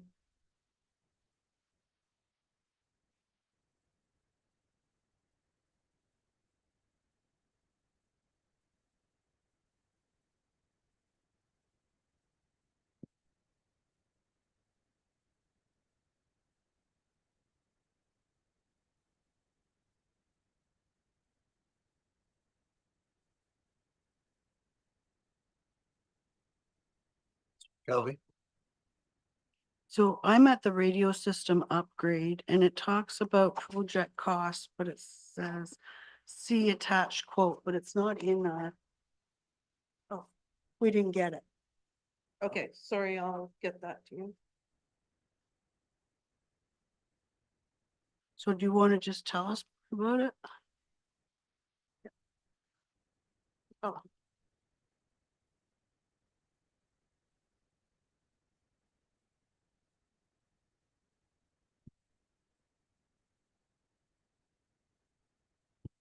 Through the chair to Councilman McKelvey. So the cost is broken down. It's mainly the equipment needed for the new repeater that we're proposing to put up. And then some labor costs as well as a new battery for the new repeater. And then the rental cost for the tower space, because this tower would be in Trent Lakes. And I can make copies of this if anybody needs it. So is this. Yes, and actually, yes, and this tower will also, and the repeater could also be utilized by the Public Works and the Roads Department as well. So this is in Trent Lake, so this will cover all your from Kinmount across to Irondale type of. Through you, area, Mr. right? Mayor, that is correct. Yes, this will improve our radio communications in the south end of the municipality. And consequently also gives us a built-in redundancy if anything were ever to happen to one of our repeaters. Counselor Sisson. It seems the last couple of years, we spent a lot of money on radios and towers and everything else. Every year, it's just been something in here for radios, like hopefully soon we get it right. Through the chair, it's just a matter of equipment sometimes gets damaged or struck by lightning. There's a number of reasons why equipment needs to be replaced, but we've also upgraded the system over the course of the last couple of years as well. So to your point, a lot of these expenses should be, hopefully will be a one-time expense. Any other questions on fire?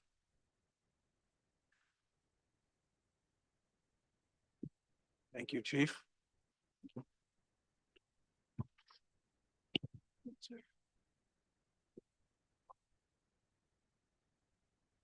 Okay. So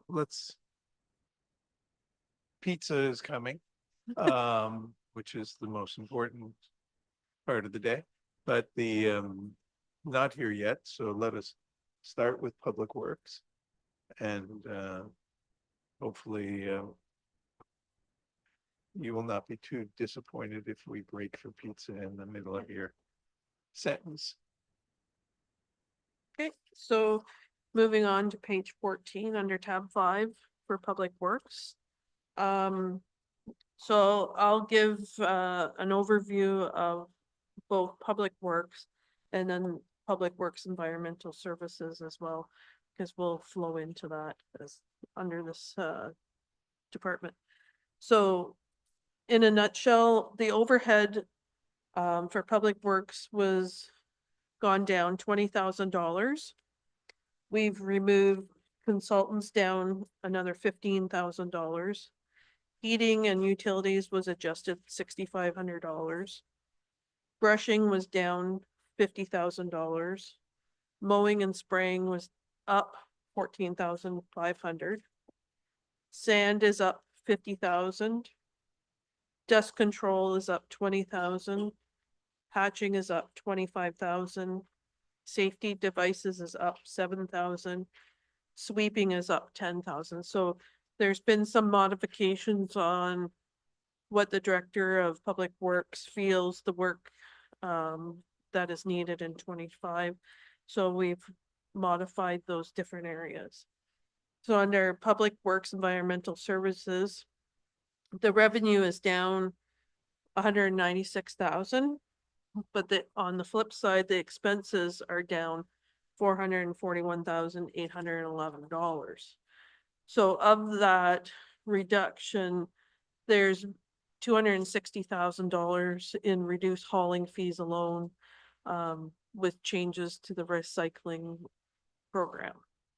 $335,000 has been reduced in the security services area, which covered the contract before we moved staff in-house, and we're now doing that all in-house. So that reduction has been offset with amending the wage categories.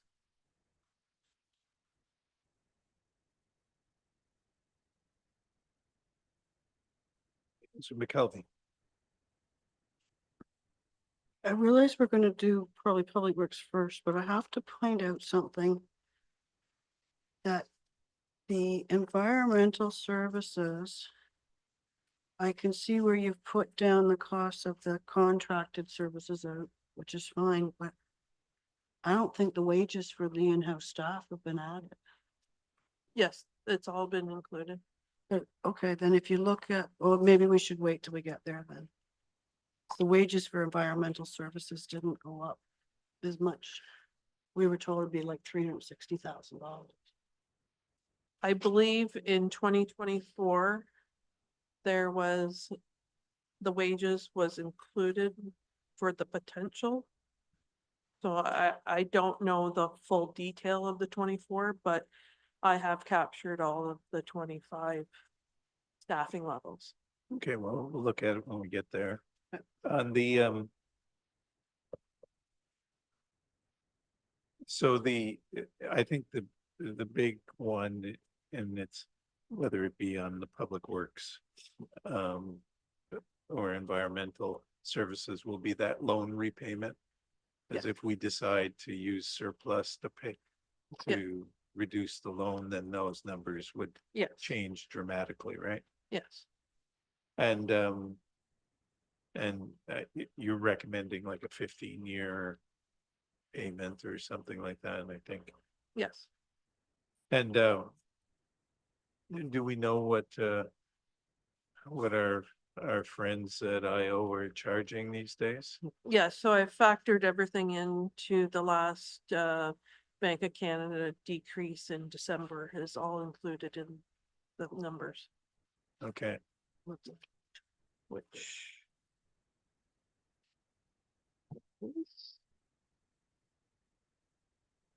so for the 15-year loans,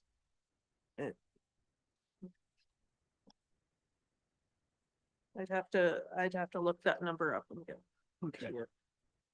It's just that IO Yeah. may sometimes be a little offside or offset from the Bank of Canada Yeah. number, right? So. And it's usually just a quick call, so, but we'll have to pick a number. Cause it only actually goes to a debenture once you're at the substantially complete, Yes, there's a So- lower interest rate during construction. right? And then once you're finished the project and you lock in the project, then it's at the higher interest rate. Right, and so you've figured out when you think that would be, at- I've done it at the high end where it was locked in at that, so there might be some savings there on the lower interest rate. all right, because sometimes those are a couple of percent, right, Yes, difference? Right. Councilor McKelvey?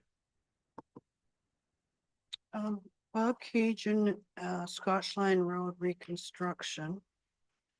You have, a debt payment in here. 174,000 and change.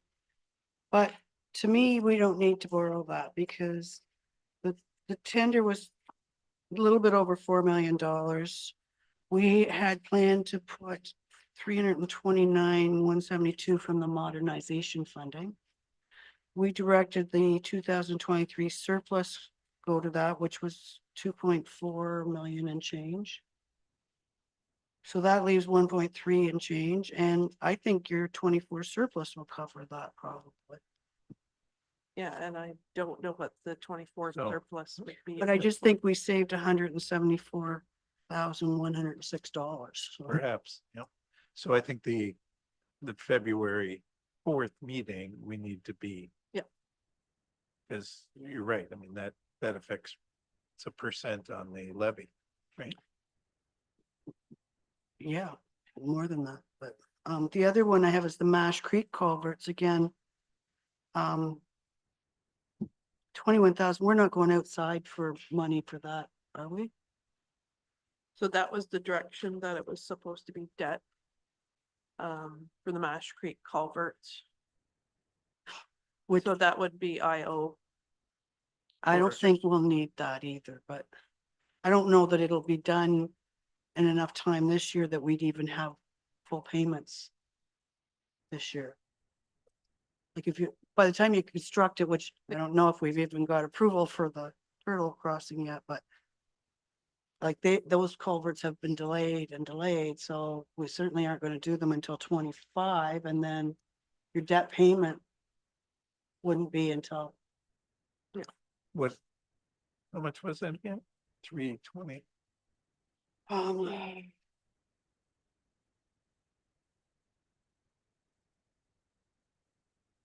239. Yeah, Mash Creek culverts, the annual payment would be 21,442. So, I mean, even if you were to borrow, you could probably borrow internally.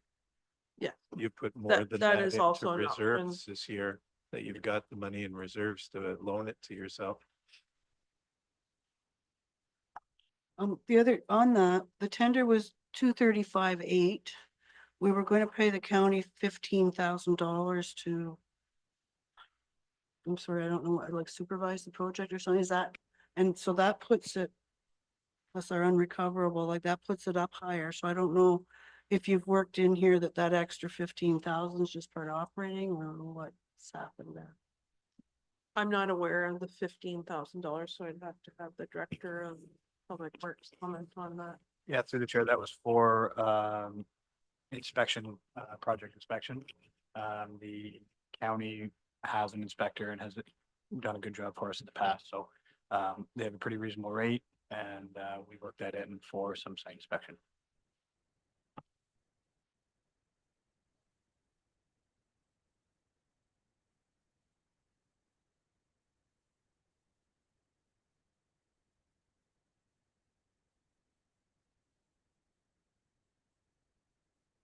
Councilor McKelvey?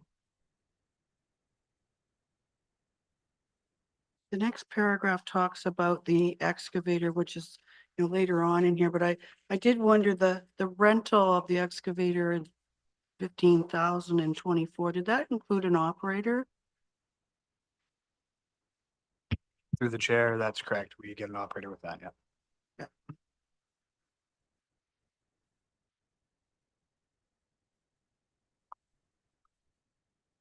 The 2025 budget includes 498,780 for the roads capital reserve. I'm not sure, did that go up? Because I noticed a lot of the other ones did go up, and that one I didn't think had, but I wasn't sure.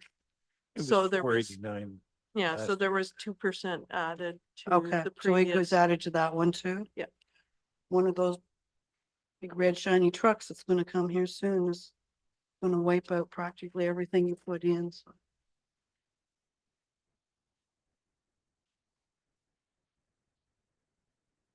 Under environmental services, Well, why don't we do Okay, the sorry. public, let's do public works first and then do environmental separate. So why don't we go through the capitals? As they affect everything. Right?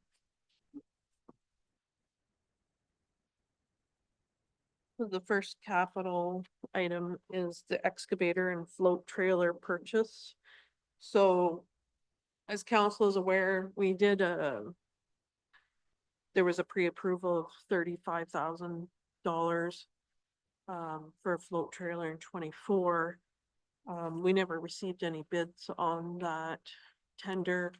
And then when some pricing was done after the tender closed, it was deemed that it should be around $65,000. So it's not 35,000 plus another 65. So the 35 is already incorporated in that from 24 as a carry forward.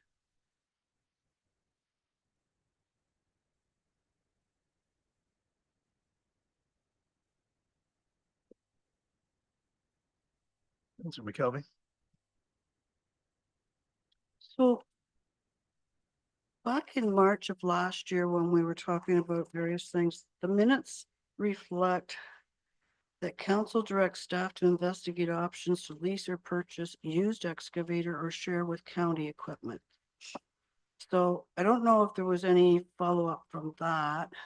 I believe that the county has two float trailers, or they used to.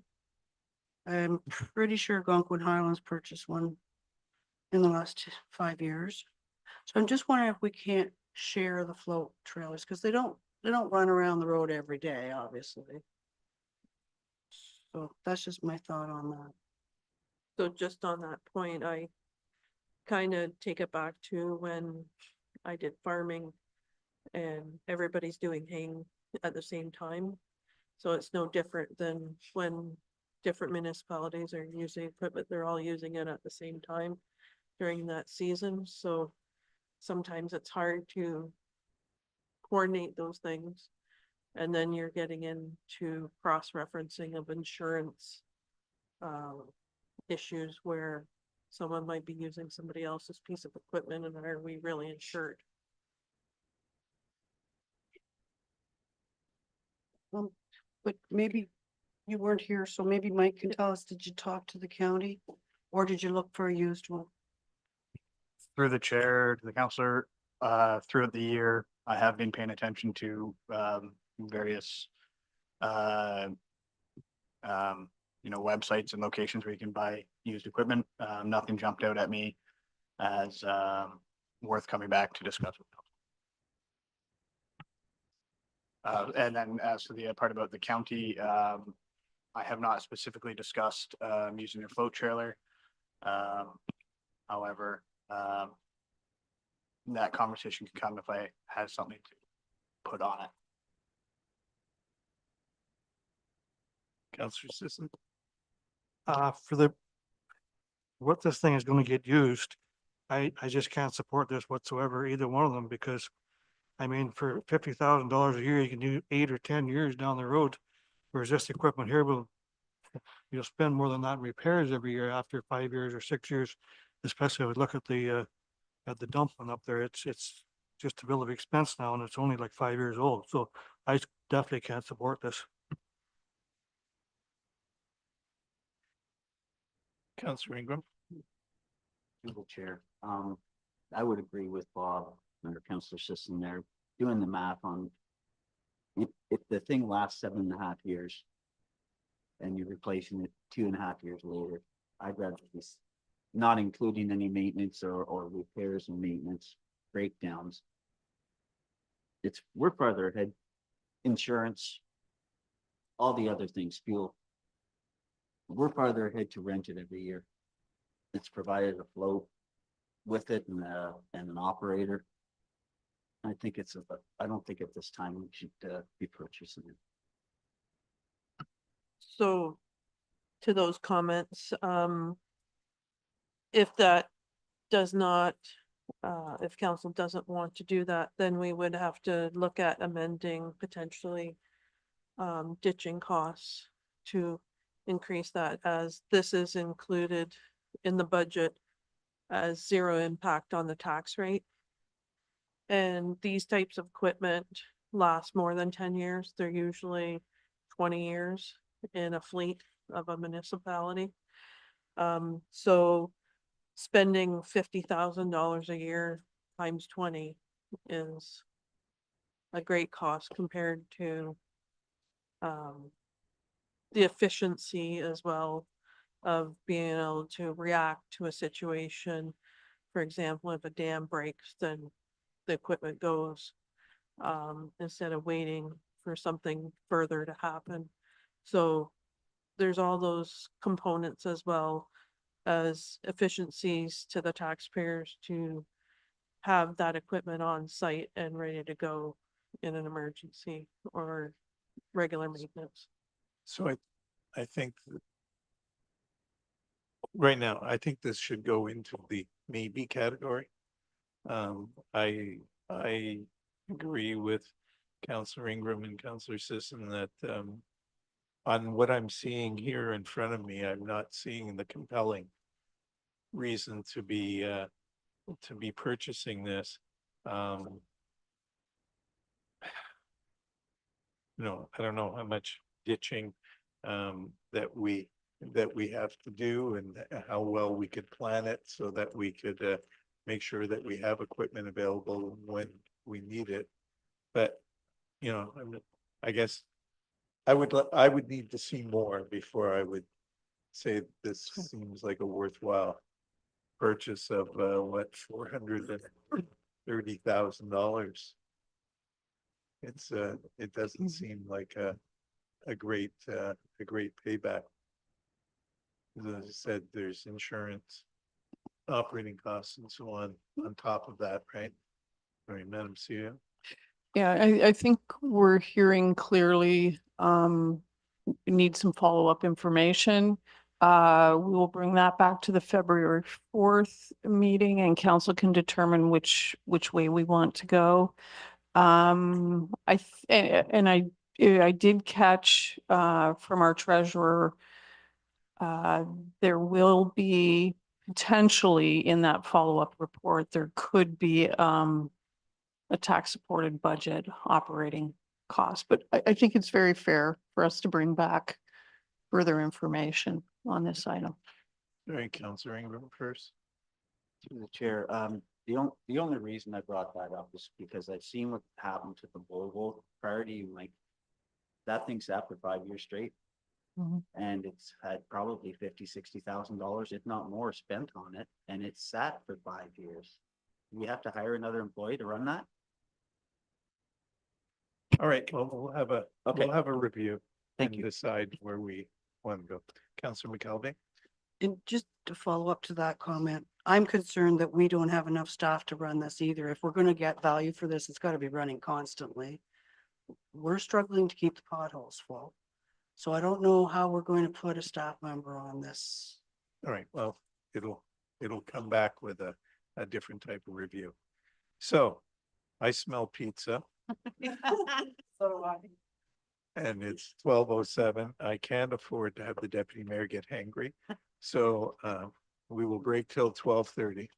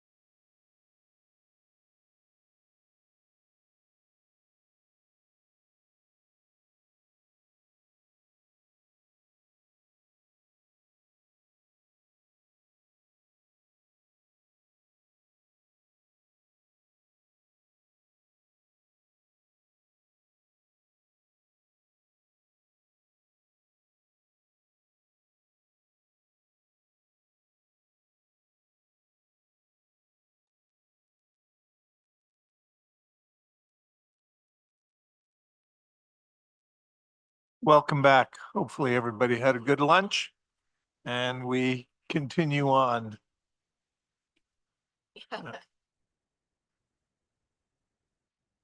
So road resurfacing, what? It would be better if you sat up there. See, it's easier to stare at you and you're there. Davis Lake Road. Thank you, Mayor Carter. So what you have here, Public Works Project 2502.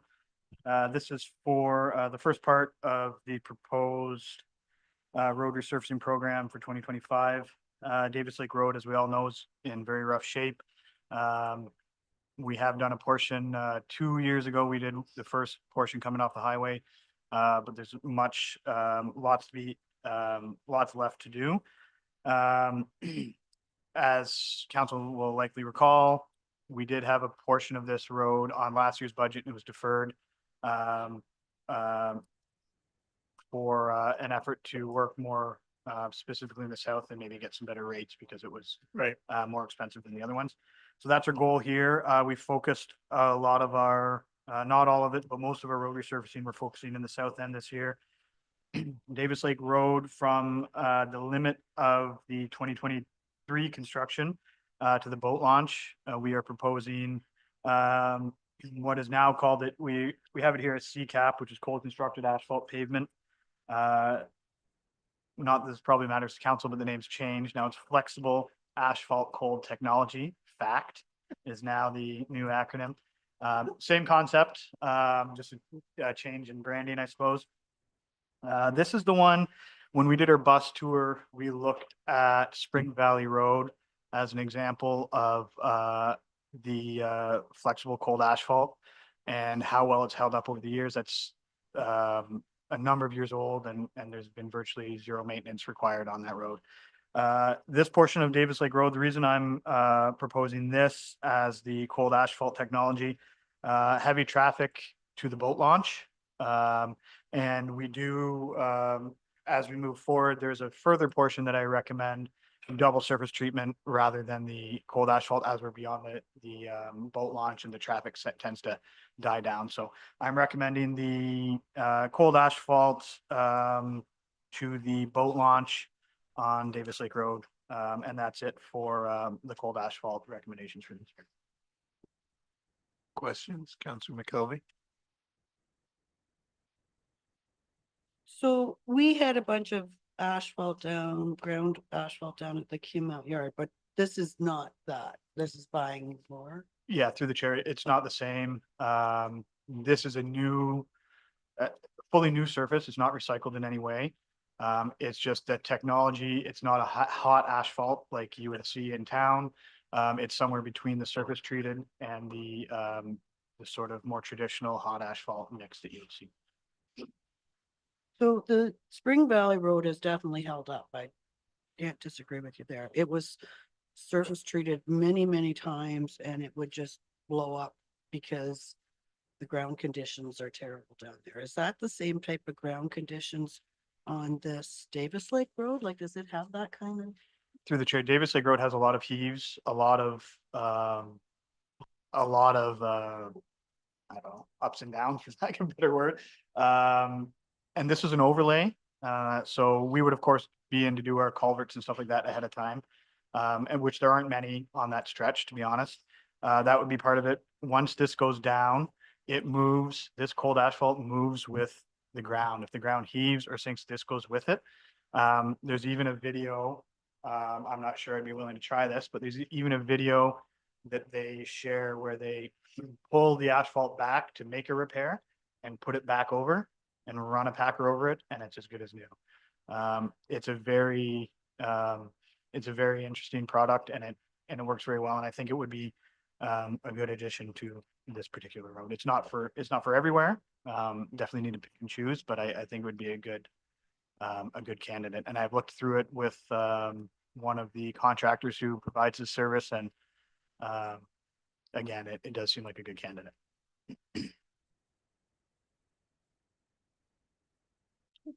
Okay. Sorry, Councillor Sisson? And like last year you had in the budget, I know it's a new product, but it was like 350,000. So you're doubling the money here on this road. Is it really worth that much more? Through the chair, again, just based on I admit I don't have experience putting it down, but going over the handful of roads that we have used it, it really is holding up. We don't have any maintenance costs. We don't have any labor costs on these roads. So I would say it is. I mean, time will tell, but again, I do think it's a good use of this product. Councilor McKelvey? I'm just a little bit, like, I'm concerned about the money because it was, the tender last May was 431,850, so this is, almost twice as much. And I like, does it have that kind of traffic? Like Blairhampton Road must have probably one of that and the Bob Cajun Road would have the most traffic counts, I would think, but. So does Davis Lake Road have that kind of traffic on it? Through the chair to the counselor, I don't have traffic count numbers, but we do also have a landfill site. One of our transfer stations is down there, which we don't really go into detail here, but we're going to bring, it's not much further beyond the roads. We're going to take it right to the transfer station as well. So I would think between the two, boaters heading to the boat launch, as well as it tends to be an access to Bowler Road as well, which is another one we're talking about here in a few minutes.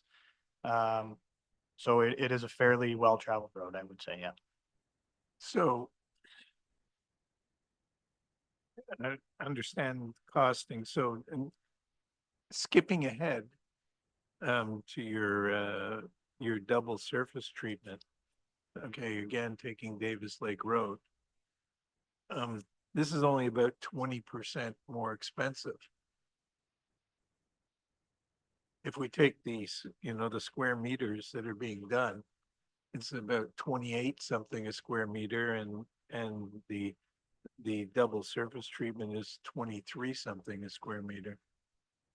Yeah, So- through the chair, the benefit to the cold asphalt is that we don't pulverize, we don't grade, we don't put gravel down. All those things that have to be done in order to do your surface treatment don't get done in this case. They simply come in, and that's why you save on those other items, you save on the material, the gravel, and you save on the time. And that's what gives us these costs. But I guess my question is which one requires more maintenance? Long term, the double surface treatment will require more maintenance. If it's 20% more, should we be looking at doing the whole thing on this? This cold asphalt. I can certainly get those numbers and. bring it back, I but- guess, to Councillor Sisson's point, yes, it is a lot more expensive, but it seems to me all the costs have gone up, so it's not easily relatable to what last year's costs were. If the double surface treatment would be more expensive Mr. than Mayor. last year's quote on this too. Right, MCAO, do you? Mr. Mayor, I think, if I've heard our director correctly, this is potentially an exciting product and could be a game changer long term. I think the director's making a recommendation that let's put it down on this road. Let's monitor. It could be that in future budgets, we're coming back with this as a preferred product. For other road surfaces. But I think I would leave it to our director to make some recommendations in the future as to whether we expand this product. I agree, except it's just that in this case, I mean, this is just another 540 meters of the same road.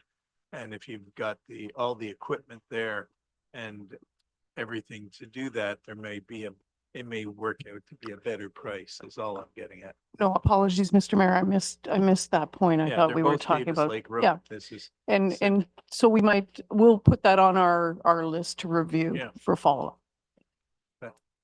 Yes.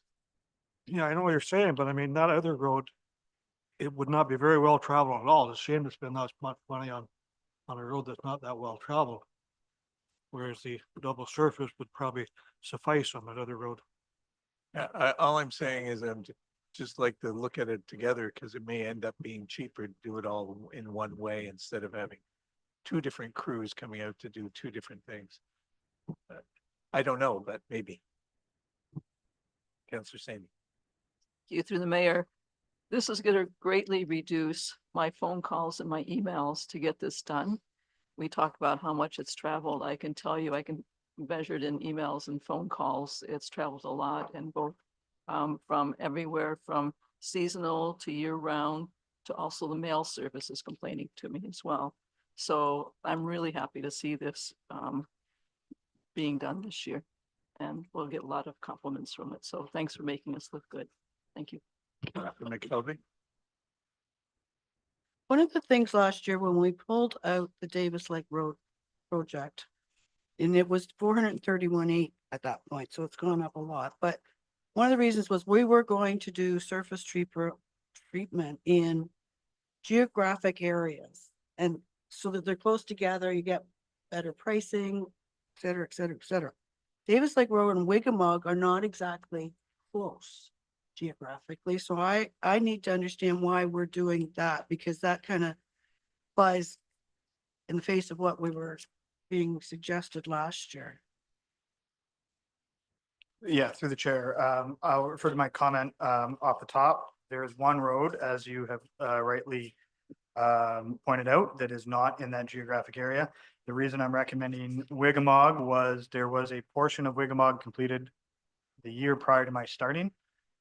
And originally the entire road to the limit with Algonquin Highlands, or sorry, Dysart, was put on hold. It was originally in the budget. It was put on hold.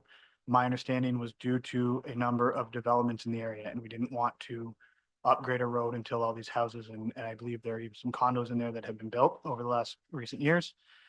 Maybe a resort or two in there, and these are new and a number of houses. So this was put on hold. And that's why I'm bringing it back now. And it's the only one, if you look through the rest, Miners Bay Road, Buller Lake, or Buller Road, and Davis Lake, are all geographically close. So Wigamog is the one outlier, for those reasons that they were on the list a number of years ago, and it would be good to get that caught up. It is in poor shape. Is it? Because I was thinking it wasn't bad. No, it's, The first section coming off the highway is good, and then there's a very clear line where we stopped for those, like I said, those developments. and unfortunately, it also is shared with Dysart who who paved it to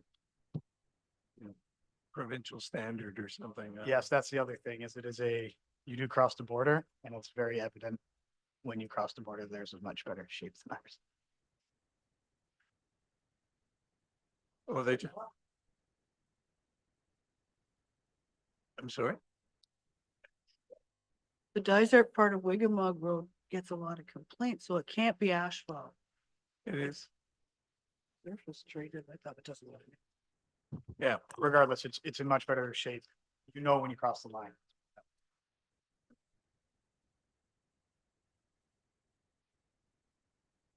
So I think from my perspective on this list, okay, fine. I mean, there's the idea of maybe doing Davis Lake differently or whatever, if particularly if we can save some money, but I think we have to rank these. Okay, because at the end of the day, on February 4th, there's probably a limit number that we have on what we want our increase to be, and we have to know what it is that we would sacrifice if we wanted to, lower the levy to, a certain number. So I think that they need to be prioritized. And I appreciate they're all worthwhile. and they've already been prioritized over other roads, but still, we should know which one. So, Mr. Mayor, we can note that as a follow-up Yeah. to come back to February 4th with a ranked priority if you want. Councillor McKelvey? So I'm going to assume then that February 4th, we're not passing the budget as you had previously hoped, because if all these things are coming back, that. We had a number of follow-up items last year on final budget day. We had them all itemized with recommendations, and council went through and passed resolutions, and we approved the budget. So that would be our intention.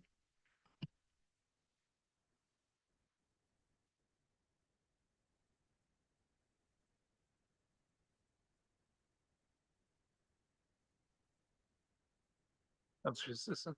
Would it be possible, Mike, to do a comparison between this new product and the old one, just to see? Like I know it was 439 last year. Would it be more than that this year? Through the chair, so you're just asking the price for the surface treatment? Yeah, I would have done that. I don't have it. I would have done that at the time. I can, sure, I don't have it with me, but sure, I would have done that when I first went through it. So at a meeting in the last couple of months, there were some issues with Scotch Line Road. That were some deficiencies or whatever. What has happened there, and is there any impact on the budget? to remedy Through the that? chair, since speaking about it last, nothing has happened directly, obviously over the winter months. We are rather disappointed to see at least one pothole in that new asphalt, which is obviously will be a warranty issue. There are a couple other warranty issues that we will be addressing. The warranty will come due in November, end of November 2025. So we will have the contractor there first in the spring, review these items and get scheduling. How they propose to me to satisfy our requirements and our needs will be a discussion to have with them. But those will be addressed. I don't expect anything to impact the budget because in my perspective, it's all warranty items. And that would be a fight I would think that the treasurer and I would certainly take on, because in this case. So you don't expect that any of the deficiency, if you expect that the deficiencies are based on workmanship or as opposed to engineering or design or anything like that? That's correct. For certainly on the surface, potholes and surface issues certainly is in the installation of the product itself. Okay. Councillor McKelvey? I think we're on the conversion to gravel then, is that okay? So these seem to be a lot of money, and I'm just questioning why there be that much money when you can surface treat them cheaper. I don't know. I can see that, the Miners Bay Road from 35 to 35, we saw that on our bus tour, and it's blowing up. It's basically, but it just seems like an awful lot of money to have to spend to just turn it back to gravel. Now, is a lot of that because we're putting 4-inch of granular on? Yeah, through the chair, when we do surface treatment, I generally recommend 2 inches of gravel and then the surface treatment. In this case, if we're going simply to a gravel road, I would recommend building up that gravel significantly to create that base. It is obviously in poor shape. So the idea would be to put down the fresh gravel, grade it, and then our maintenance costs will go down. We won't have to be in there potholes. We can send the grader rather than having to send, constantly out there trying to patch up the surface treated road that's all falling apart.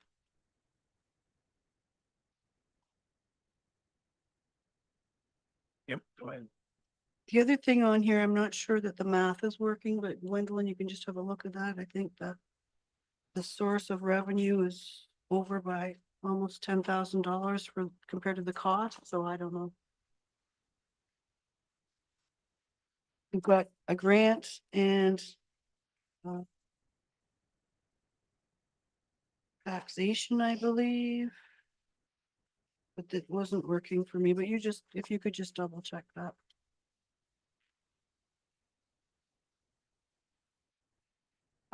20 capital budget, if you look at those numbers, and we get back most of our HST, so it's really not set 373, it's.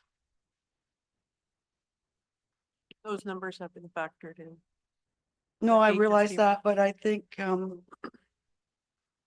if you go back to what we're taking from the reserves and what we're gonna put into taxation for this, it's more than what the actual projects are, unless those project number amounts are wrong. So if you go back to tab 4, to the long sheets on the back, Mhm. you can see the breakdown of each project, capital project. And whether it comes from taxation, debt, grant, reserves. So. So those numbers have been, like I said, the HST rebate, take it out. Okay, so, on the tax supported capital budget summary, it to convert to gravel, Miners Bay Road from 35 shows 171,493. I think it should be 161 and change. So I'm just telling you that there's a difference, that you won't have to bring as much from reserved because Okay. there's an incorrect number there.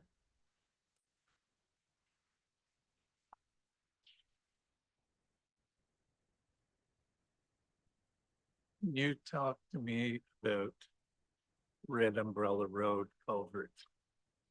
Absolutely. So this is something that was sort of brought to our attention by the MTO and one of their engineers over there who's working on the drainage upgrades that we saw throughout 2024 and then coming into 2025 as well along Highway 35. Currently 1800 millimeter box culvert running under Highway 35. Comes under 35 towards Red Umbrella Road and then finds its way, through the low areas and then has to get under Red Umbrella Road into the lake. A couple things here that have been happening maintenance wise on the MTO side. So this was unbeknownst to anybody, I believe, with the township, they've actually been holding back the water at that culvert for a number of years because we're undersized on the other side. So they're actually damming it up, doing us a favor. Because my first question was, well, if you're making a change to your water, it shouldn't be my responsibility to fix downstream. They're really not. They're not upgrading. They're not making any changes. They're just simply trying to get the flow fully functional on the existing culverts that's there. They currently have it dammed up and they send laborers out there to clear it and make sure there's only enough flow that we don't get flooded out downstream. We did have, in my first year here, there was a fairly significant flooding area right in that specific area where one of the houses was very much at risk of the water is right up to the doorstep because it wasn't moving through. Our culvert that exists was flowing full, Right. but it just wasn't keeping up. So this is through, we took advantage of some of the MTO engineering, so we haven't had to put a lot of background into this. They were able to run some numbers for us and their recommendations would be to put the double 900 millimeter culverts in. And it's something we can do in-house. 900 mils is not particularly big, so we can do this ourselves. We would twin them, set them side by side next to the existing. And between those, we would be able to move the water. And then MTO could then have their 18 millimeter box culvert operating as designed. So at some point, they decided to put in their culvert, which then which then served to flood our land. Because obviously before they put in the culvert, the water was being held up by Highway 35. So this seems a lot like, stormwater runoff of a new construction. And I know it's been a long time, but it seems to me they have some responsibility here for this. At this price, it would seem to me that a load of gravel that's dumped in front of their culvert every now and then would probably serve the same purpose. Being somewhat facetious, but I don't know, seems like $70,000-$80,000 adding 1% to all of our taxes in Minden Hills. They should have some responsibility. Councilor McKelvey first and Councilor Sani. So just a little bit of background, Red Umbrella Road used to be the highway. When they built the highway where it is, there was some flooding issues, and that's why they started holding it back and should probably continue to hold it back. I don't know whether you can find that documentation, I doubt it. But we got a letter in February, and I brought it up at the March 28th meeting that we need to push back on this. They were telling us at that point that we had to change Brunswick Drive, which is ours, and that we had to upgrade the Red Umbrella Road culverts. I specifically asked us to push back on this and was told we're on it. I don't know how far we were on it because obviously we didn't push back hard enough. And I don't know why we're not pushing really hard at the staffing level and then taking it to the political level for you to give a call to somebody that says, you built that highway, you caused this problem, and many years ago, you were supposed to look after it. So I don't want to spend $85,000 of taxpayers' money to fix something that we don't have to fix. Councilor Sani. Yes, thank you. Supporting the previous comments, we ended up with this same problem from MTO on Highway 35 down in Lutterworth. And that cost us a heck of a lot of money in engineering and in getting the work done and neighbor relations, you name it. It was a real challenge. And it was because of the upgrades and the 4 or 5 lanes there now from MTO. And then we didn't have enough drainage or proper drainage and clearance to go into the main water reservoir there, the river.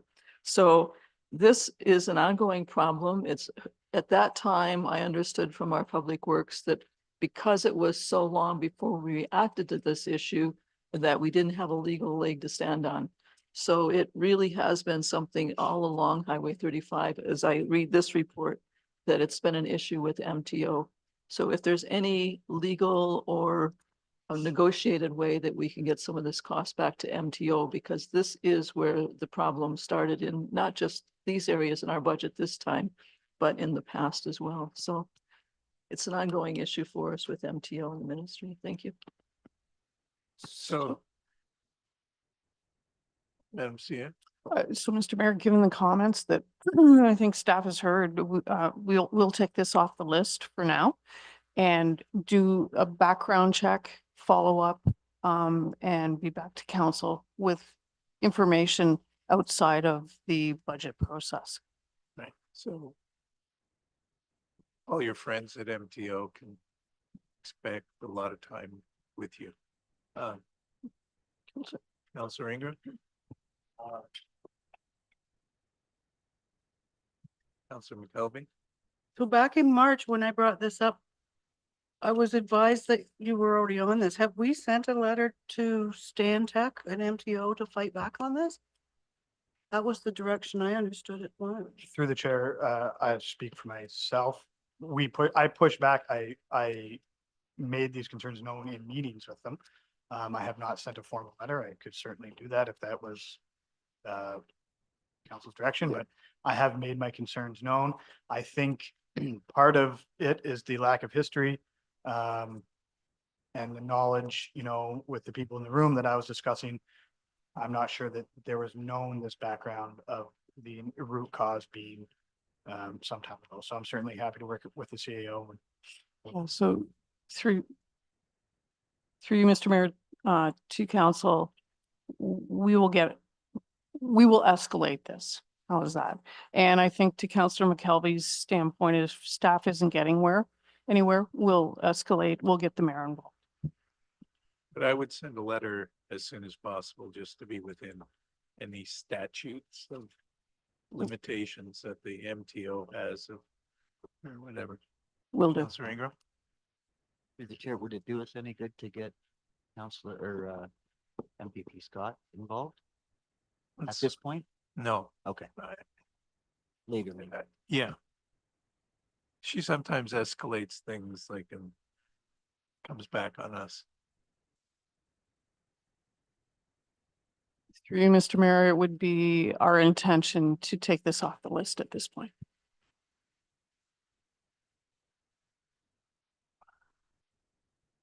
I think our treasurer is on that.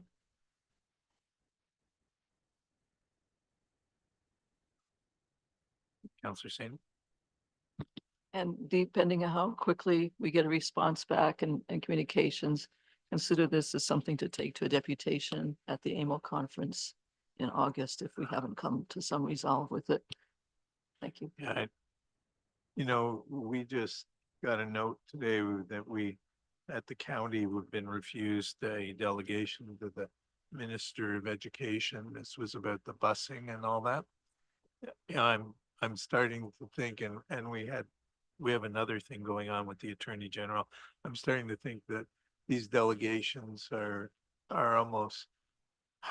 almost impossible for small municipalities to get, and we're better to try to approach them directly. We seem to be able to have more luck when we approach the minister directly outside of these conferences. Go ahead. Yes, on that note, maybe we need to get some more information. I'm getting a lot of positive feedback from municipalities getting to be heard. So that's a good thing that we should try to measure to see what responses people are getting back, because May depend on the ministry and how close to the election it is. I'm gonna knock on wood with. But anyway, you've raised this more than once here, and I haven't had a lot of other places say they haven't had good results in putting their proposals forward. So I want to look into that as well, and we'll see where that goes. Thank you. Unfortunately, but ours have been, the county and also have been the county together with the city of Kawartha Lakes. And even the two of us together can't get in to see people. No. Anyway. Councillor McKelvey. I had some questions on the cost of that red umbrella. I mean, culverts aren't gonna cost 75,000, but I guess if we pulled it out, it doesn't matter. If it comes back, I want more detail. Well, it depends on if you have to rent the excavator.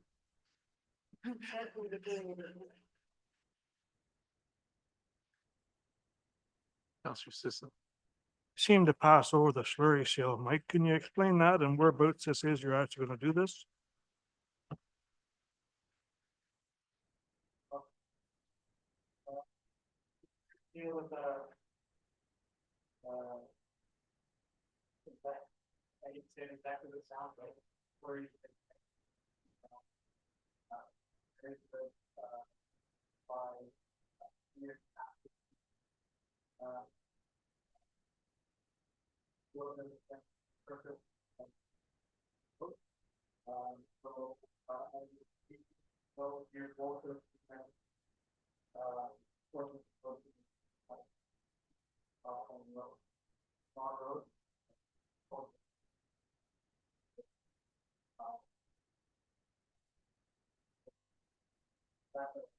Yeah, sorry.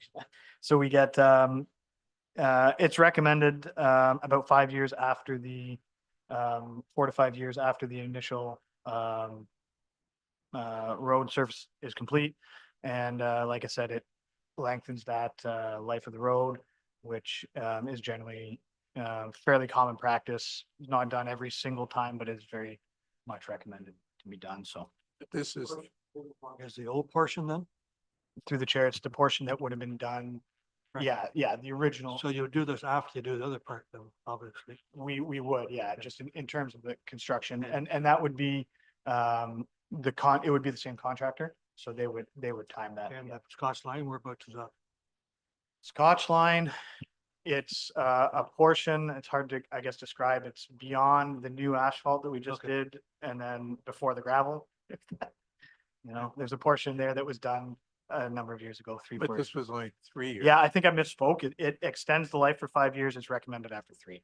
Okay. Sorry, I misspoke. Counselor Singh.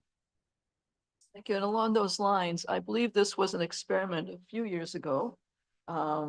Previous roads supervisor that was done in Councillor Johannesson's area.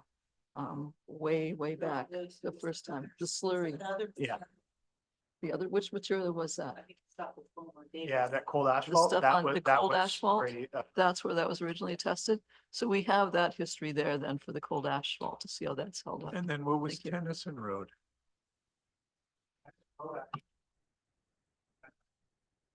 I believe Tennyson's also CCAP. That one though, I'll have to confirm. I know Spring Valley, I know Brady Lake. One out, Cox Farm Way, one of those ones was done, but Tennyson maybe. Okay. Right. And you're putting in, we'll go into the public, so I won't say you're putting in a recreation room in the Kid Mountain. So this Check. one, page 23 in your book, this one council's well aware of our, loft break room issues at the Kinmount shop.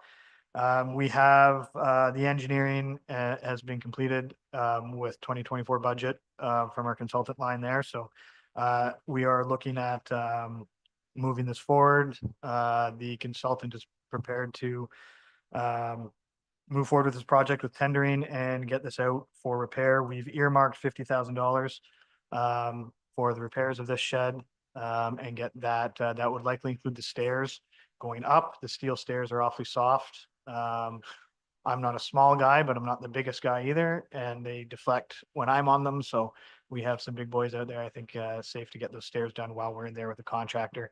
And those are the items we're looking at to get that loft repaired. So this will raise it beyond like the Russian gulag. It will be something like, is it, it's gonna be like insulated and Well, this, through the chair, this would be, we're looking at structural floor. We're not looking at necessarily opening up the walls. It will be floor, stairs, and the fire escape out the back, which is also going to be required if we want to reopen that. okay, now the garage itself is going to be continued to be well used. Through the chair, at this point, there's no plan to pull out of that garage. Councilor Ingram. The chair, that was my question, is how much are we really using this to justify it? Because I mean, there's gonna be things that need to be spent there shortly. and That would be those sand domes and salt dome, I'm pretty sure, but it do. I'm just, county doesn't use it anymore, correct? That's correct. I'm just wondering if 50,000 could be better spent on a smaller version of that. Or more money spent on a smaller version of a better shop. You follow me? Yeah, As opposed to putting good money into old, you know? Yeah, through the chair, we still park a lot of equipment in there, Yeah. especially in the winter. Like, I know we maybe don't have a lot of staff out there, but the bays are full in the winter. We have our backhoe in there. We have multiple tandems in there. So I do believe the building is still well used and we are there, particularly in the winter. It is an important asset. Councilor McKelvey. So I'm gonna bring up this energy conservation and demand management plan again, and I would really like at the next meeting or whenever it is, February meeting, that we get some kind of an idea what we did off of this report, because, you know, I mentioned the tin can at the water. When it comes to that Kinmount Road shed, there's a lot of things in here that would have a really good payback. I mean, insulating the buildings would pay back 5.5 years. I mean, we are really heating a very inefficient building down there for the very little it's used. And I just really want to see us look at that kind of stuff, and it may be some money up front, but it's far better savings down the road. I question $50,000, if 50,000, first of all, will even touch this project. And I really question the wisdom of putting $50,000 into the loft. I'm struggling with it. I think what we're saying is that we're willing to spend money, but we want value. And, you know, if it's something that's gonna be used, if you're gonna be doing some, not equipment repair necessarily, but a lot of work in that garage, and there's gonna be people in and out of there, and I recognize the winter is probably the time when you have most people there, but if that whole site is going to be an important site for us, and it is on the south end of the township. So, I think we want to look at this a little more carefully as well. What was saying, Councilman Kelvin? So there was a report done on this building last year. Again, I would really like to see that report, just to see what else was suggested that needed to be done, and I don't think we house a lot of people. Do we not just house one staff member out of there? Through the chair, in winter months, we have two staff out there. In the winter, it's two? Yeah. Okay.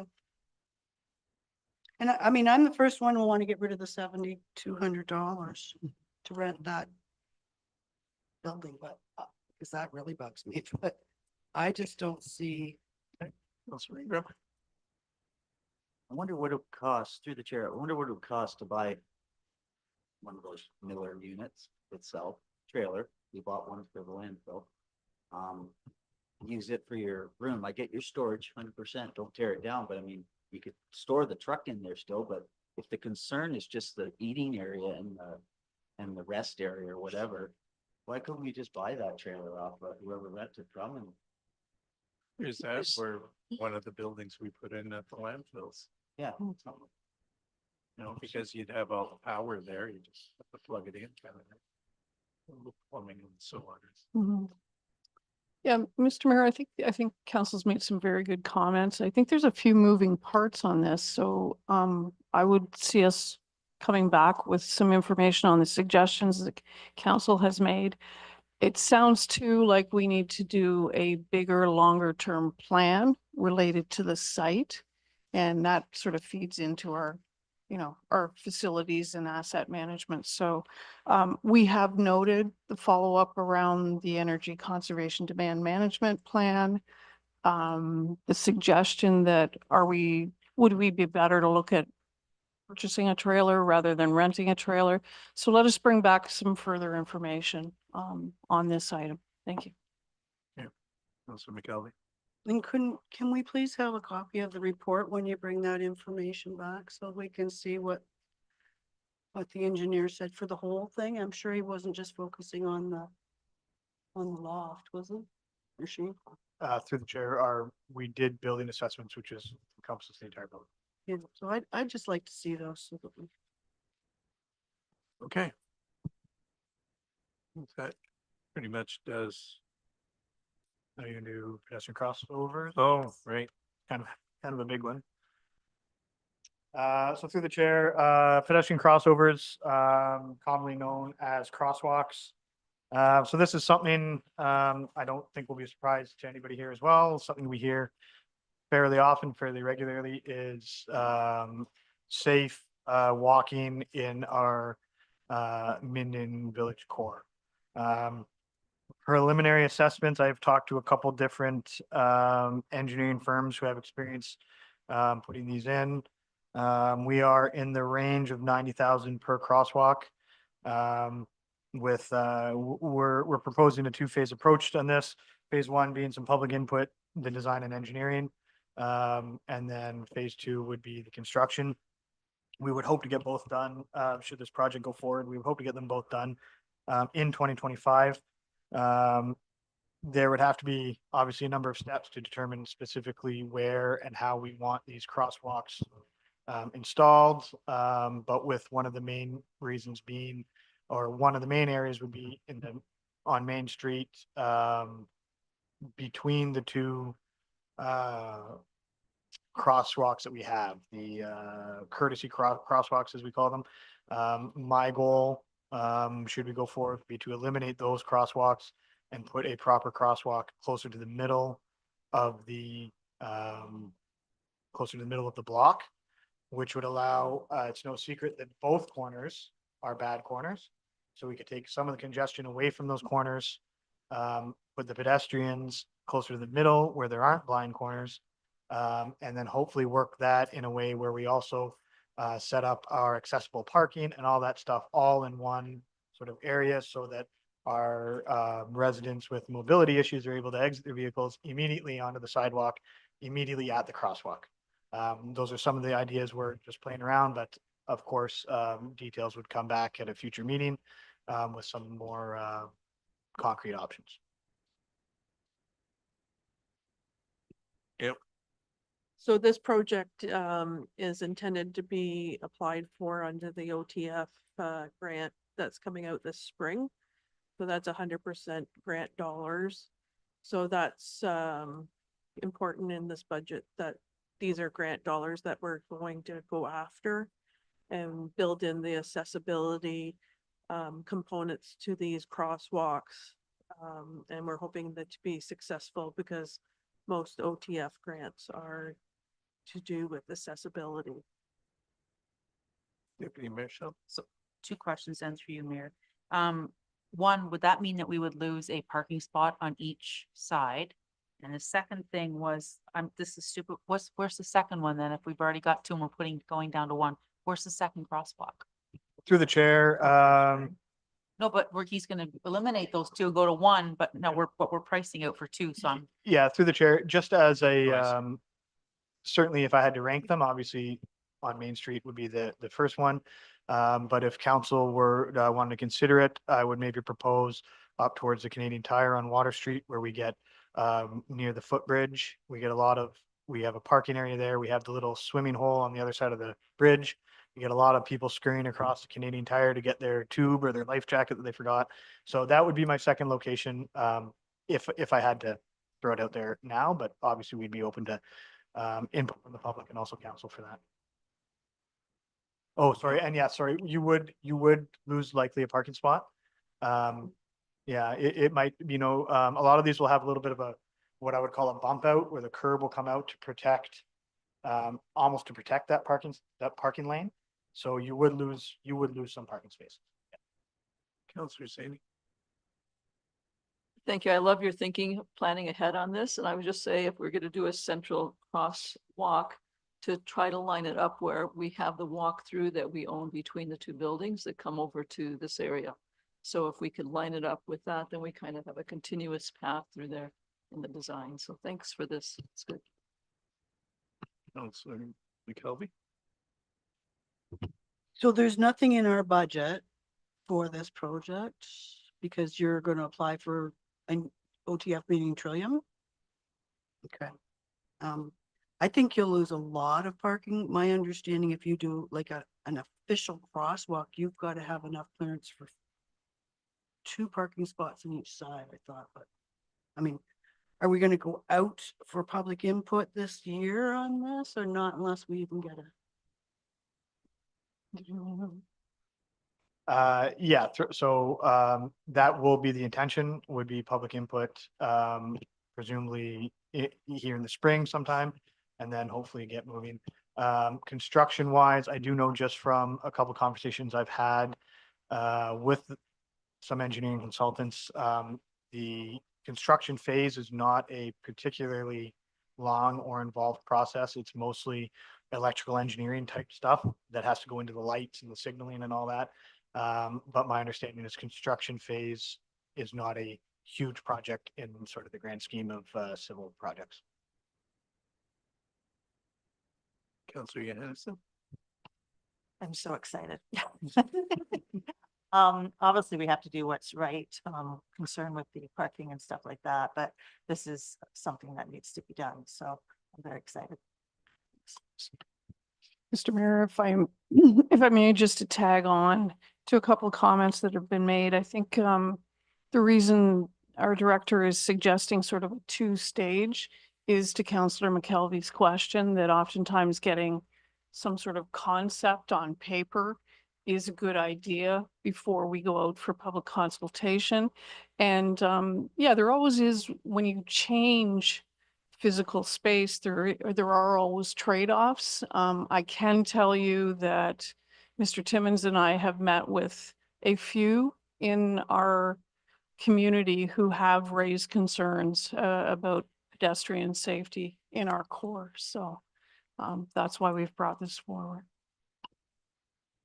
Councillor Saney?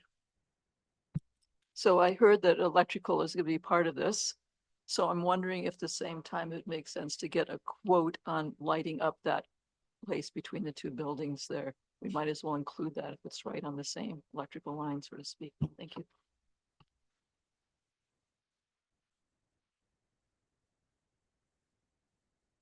Okay. You got your info? Okay. Now we move to the wonderful world of waste management and environmental services and wrapping everything up in a bow and making it nice. Please join us in the center.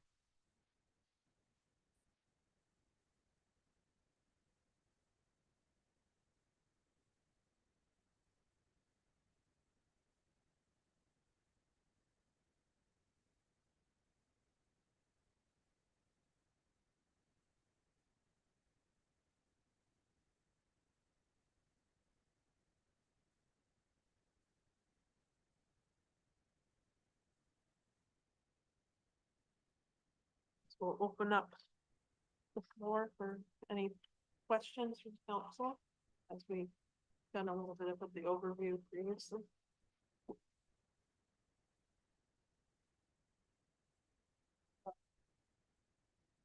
No, I did the overview of the, where the, increases and decreases were at the beginning. Review it for us. Okay, so, so the revenue, was moved down 196,000. And the expenses, were down 441,811. And part of those reductions was $260,000 in reduced hauling fees alone, with changes in the recycling program, and 335,000 in reduced security services that the contracts now in-house for staff.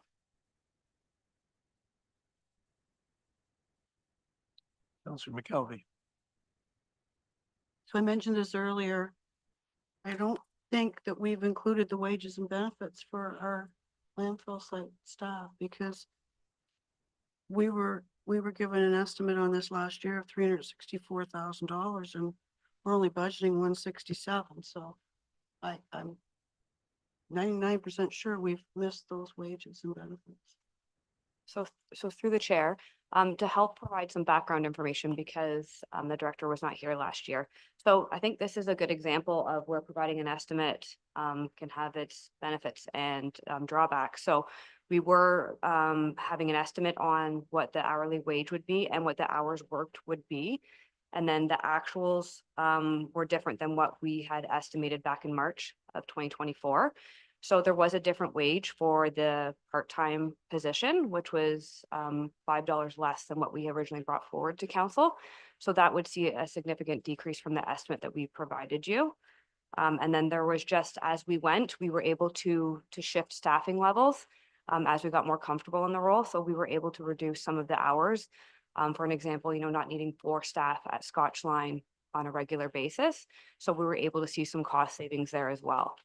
So the numbers that the director has provided are the wages and the benefits, which is the 225.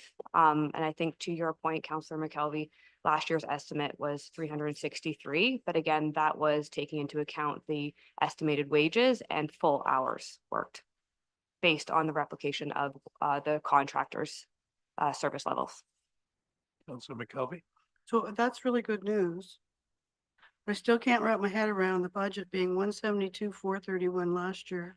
It's going to 167,673 this year. And we didn't have the wages in for the, bringing them in-house in the wage line. So So through the chair, so the contractors' services were under security service. They were under a line item within the budget. They were separate from wages. I realize that. So the internal staff being myself and our operator at the time, that's now the lead hand. So that was under wages, and I'll have the director correct me if I'm wrong. And then security services was a line item in the operating budget that was covered, that was used to cover the services by Watson's. And I realize that, and we've taken those out of the contract services. That's fine. But we have not put the wages in, benefits in. Okay, so we're not gonna solve this in the next 5 seconds, so could you please check the numbers for Yeah, us? we'll You review it. just, you We guys want, review it and double check whenever it you for get us, back, yeah. and then we go from there.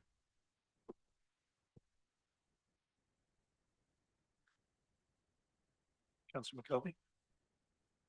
The debt servicing costs, I don't think that we're gonna see that debt this year. We haven't put out the, yeah, that one. So we're gonna probably not even go to debt servicing until next year. I'm not suggesting we can pull it out of operating. I would suggest we put it towards the project cost. So we're starting to build in that debt payment. It's just my thoughts. You won't have a debt payment this year for that expansion, I don't believe. Again, I think that should be a February 4th juggling Yeah, of what's that would debt, be what's, how we Something that apply we're monies. taking back as council's comments previously. Right. To look at when that debt would come off. My other question is, how many hazardous waste events do we plan to have? So through the chair to the council member, we do plan to have 3 events similar to previous years, and that's included in the operating budget.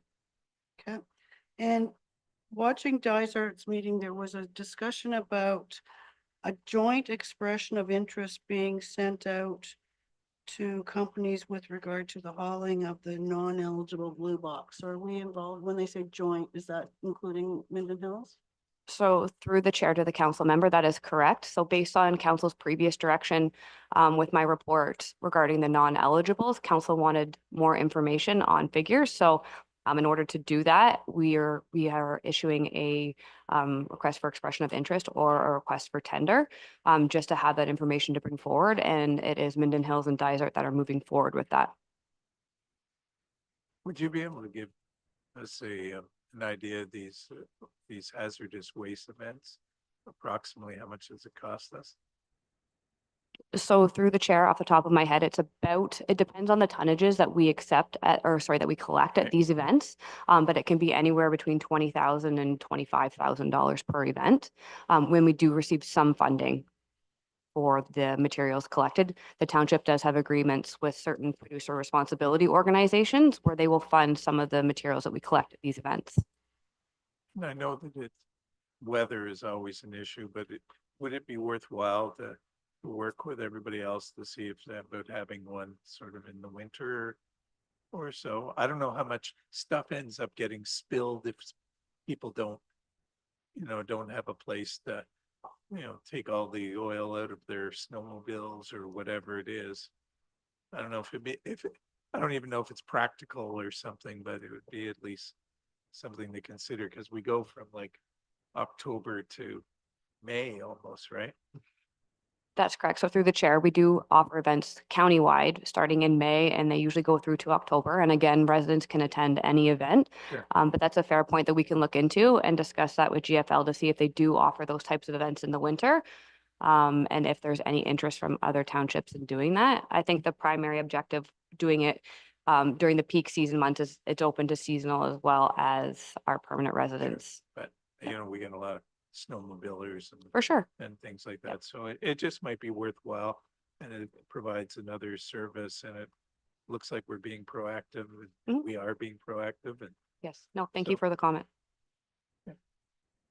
Councilor McKelvey? Grant funding last year was probably what I call the data call money, is that? So we didn't go into this new program until, was it not October? Through the chair, that's correct. October 1st is when Minden transitioned. So will we not get some funding for the data call for the January to September? So through the chair to the council member, so we've received all funding now for 2024. So it was cut off on the day that we transitioned, and since October 1st, we have seen money from Circular Materials and RLG, who is their contract administrator, for the materials that we've collected at our site. So that's approximately $10,300 a month that we're receiving for the blue box collection. But they can keep in mind, we don't have the expenses to haul and process the blue box material. So is that 10,000 and change whatever you said there? Is that in the other revenues? Is that what? So there's nothing in 25 budget for grant funding per se, so. So through the chair, because it's not grant funding, like it doesn't come from the province, so it comes from they're essentially a contractor, which so that's the same with any other contractor, so that would be other revenue. So because you've got so many changes going to take place this year, both internal and external, do you have, how confident do you feel in your budget? I mean, do you have should you be building in some, float to it? Particularly this blue box one is the one that really concerns me. So through the chair, I think that working with the Director of Finance and also with Director of Public Works, we've had those conversations, and I'm quite confident in the contingency that we've built into our budget. Okay. But I still haven't found my crystal ball, so I can't say for Yeah. certain, but I'm pretty confident on the information that we have available, that we've been able to come up with an accurate 2025 budget. I think it's because you recycled it. Yeah. Any other questions on environmental services? I guess we can move to the capital sheets on page 26. So the first one is purchase of a new pickup truck, which may or may not be white or red. We don't know yet. So is there any questions or comments on that item?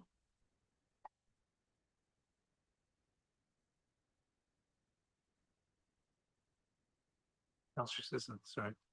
I have a real problem with this. We have pickups leaving the township now. I know this one won't, but there's gotta be a vehicle sitting somewhere in this township that you can use. I mean, there's two sitting out here covered in snow, the building and bylaw vehicles. I mean, there's gotta be something here without buying another vehicle. So to that point, we have surplus recently some vehicles that basically were on their last legs and were inoperable. So in other departments later on, there is some replacement requests, but I think with bringing in the staffing from the contractor changes the department as a whole. And there wasn't a vehicle in the department before because the contractor probably had a vehicle. So when someone needs to go around and pick up garbage, basically, and transport supplies and materials to different sites and manage the various sites within the township, I don't think they should be using their personal vehicle for township business. Counselor Sisson first. So you're saying you're justifying buying a vehicle to put 3,500 kilometers a year on it? So in 10 years, it'd be 35,000 kilometers. Doesn't make any sense to me. So to that comment through the chair, that would all be washed out with the asset management plan with condition rating and review of an annual of the fleet. And if a vehicle is slated, for example, to be replaced in 7 years or 10 years, just because it's on a piece of paper doesn't mean that it would be replaced at that time. That would be a further analysis, whether or not that vehicle is still good to run farther than what is, proposed on a piece of paper. So I think in this budget, we also see a decrease of costing that can be shifted to other parts of departments throughout the township. And, you know, I think it's important that we provide staff with proper equipment to do the job. Madam CEO, did you want to? Yeah, I do, and I appreciate where Counselor Sisson's coming from, and I'll just comment to council that before this gets past me, I ask the same questions, Counselor Sisson. You know, how are we utilizing the resources we already have? I might caution, and I'll use myself as an example. I'm in and out all the time. There are certain times though, when I'm in here for a meeting and you might look at my truck and it's covered in snow. I do know the two vehicles out here are utilized regularly by, I've seen finance staff use them. I've seen building and bylaw staff use them to go out on inspections, to do some property standards, to go out and look at construction projects. I know the planning staff have used them to go out. So they are utilized. I think in this case, we have changed completely the operating model of waste management. And what was currently done by the contractor is now being done by our manager of waste management. And that's the reason that I feel we can justify this truck. Thank you. I think this should go into the maybe list. Again, a little bit like, you know, some of these other projects, we need to look at what our total budget is going to look like. I have, you know, similar concerns. But you know, I can see the argument both ways. So let's put it on the maybe list and decide which way we go. And then maybe there's another way of doing it with sharing a vehicle of some sort. So let's bring it back. Any other questions? Councilor McKelvey? The capital budget sheet's not in here because it was previous year, but I don't know if we need to at least look at the financing of the transfer station design project at the landfill site. How do you mean? It won't affect this year's budget, obviously, but Obviously, it does affect this year's budget because they have the debt payment in here for it, so. well, but that won't, as you said, it And won't. that's why we need to talk about it. Because I don't That- believe it will be in here, and that's an operating cost. Yeah, that's what I'm suggesting. On February 4th, we have all of these outstanding funding that is required for the various projects. And then we decide where we get the money from, and then what affects the 25 budget. If I keep hearing staff telling me they want us to pass the budget in February, there is no way that we're gonna pass the budget in February. If all these things are put there for us to decide on, so just pointing it out. Well, first of all, the meeting's February 4th, so we'll still have more days in February. But the thing is that, you know, we just need, there's just a lot of things that are going to be out there. I mean, when, you know, if it all comes back at a 10% increase, I know it isn't right now, but if it all came back, that's obviously not something that we're willing to accept. So we're going to be bringing it to a number, and then we have to, but we need to know what our surplus is, and to be able to determine these things. And I agree, it's in the budget as a debt payment. We're not, the only payments we're gonna have would be on the construction loan, which would be less than what the loan would be for the debenture. So let's have all those numbers ready to go on the fourth, and we can make decisions. Yep, and I've heard council, their different comments and I've made notes, so those will all be brought back forward February 4th. Okay. I believe that gets to the end of your today. You have more to come, I understand.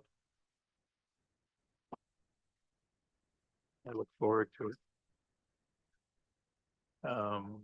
Councillor McKelvey? Can we go back to the reserve sheet that we were given out? It'll be in your tab 3. Is that an option to go back and look at that? So it's one of the long sheets that's folded up, if that helps you know where it is.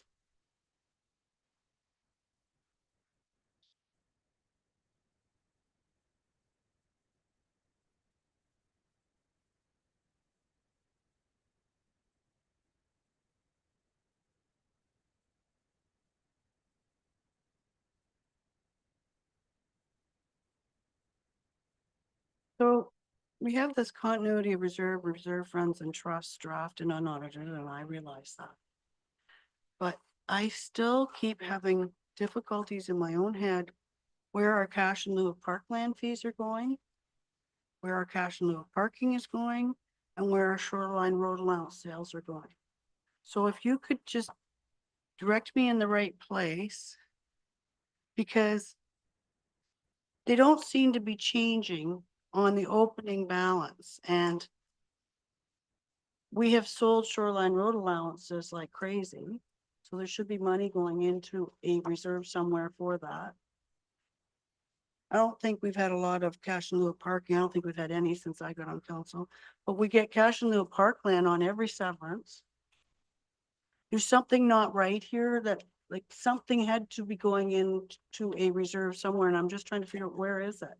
Yeah, so I'd have to go back and look at that and get an answer for you. Okay. Because I'm just carrying forward from previous year.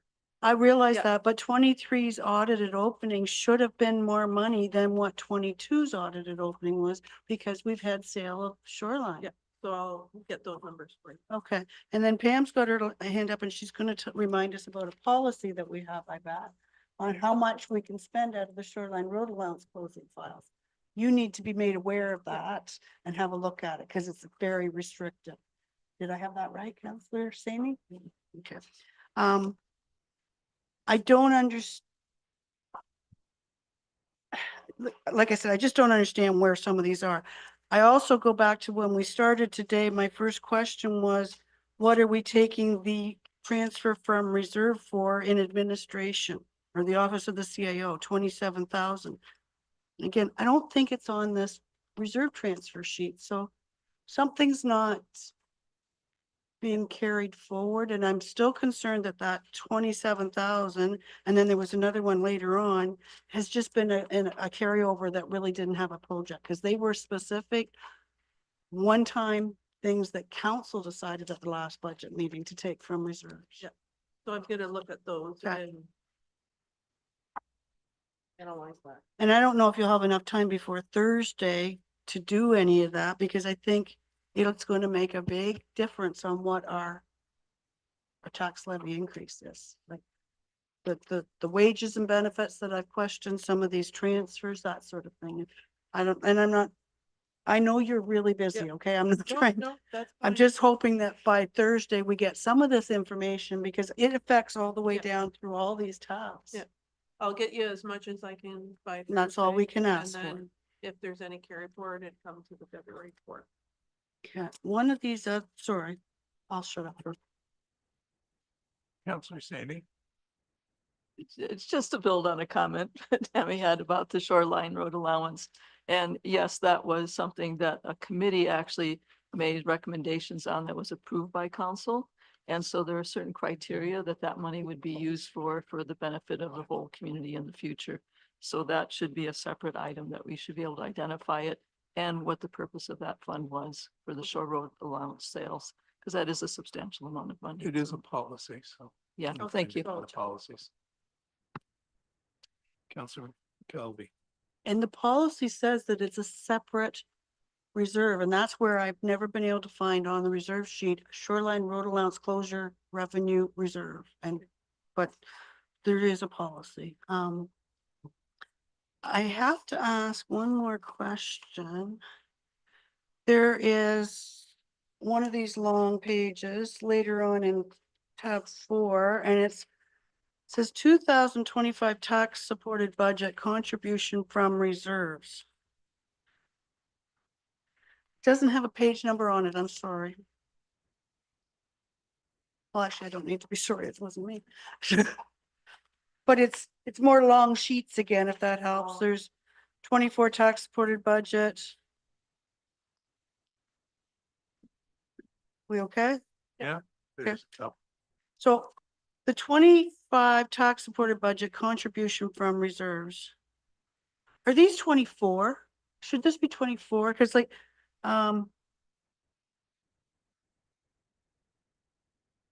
road resurfacing, for instance, 2401. These are, I think, all 24's projects.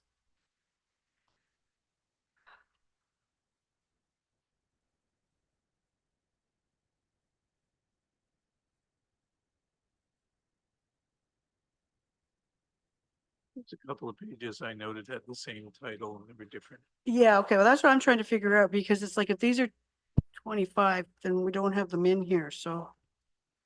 And then, I have some questions on those things that didn't get done. I don't know, can we look at, do we want For to? you, Mr. Mayor, just to Councillor McKelvey, is it the sheet that has the word actuals down the right-hand side? Yes, some of them say actual. Right. So we know. So Yep. it's 24 Those are tax supported yes. budget then. Those were 24 projects. And I put in where I could the actual costs of those projects that are complete to date.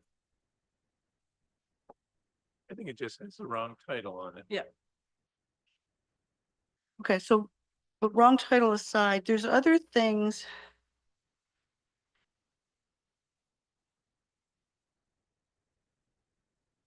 I don't know, I just found it just a little bit confusing to me, but maybe now that I do know it's 24s, I'll go back and look at it again.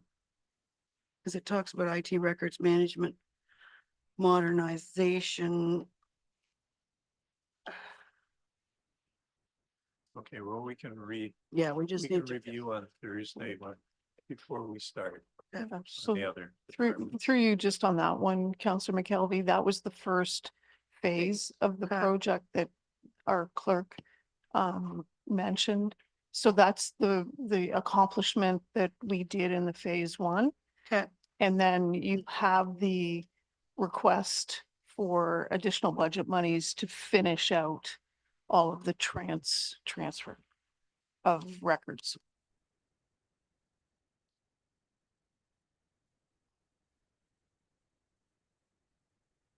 Okay, we can review and you're gonna have an opportunity to look at this stuff, and so we can review on Thursday morning before we start into the other areas. Yeah, I'll get as much done as I can. Yeah, Because I know council wants some line by line information as well. Okay, perfect. Or me, but-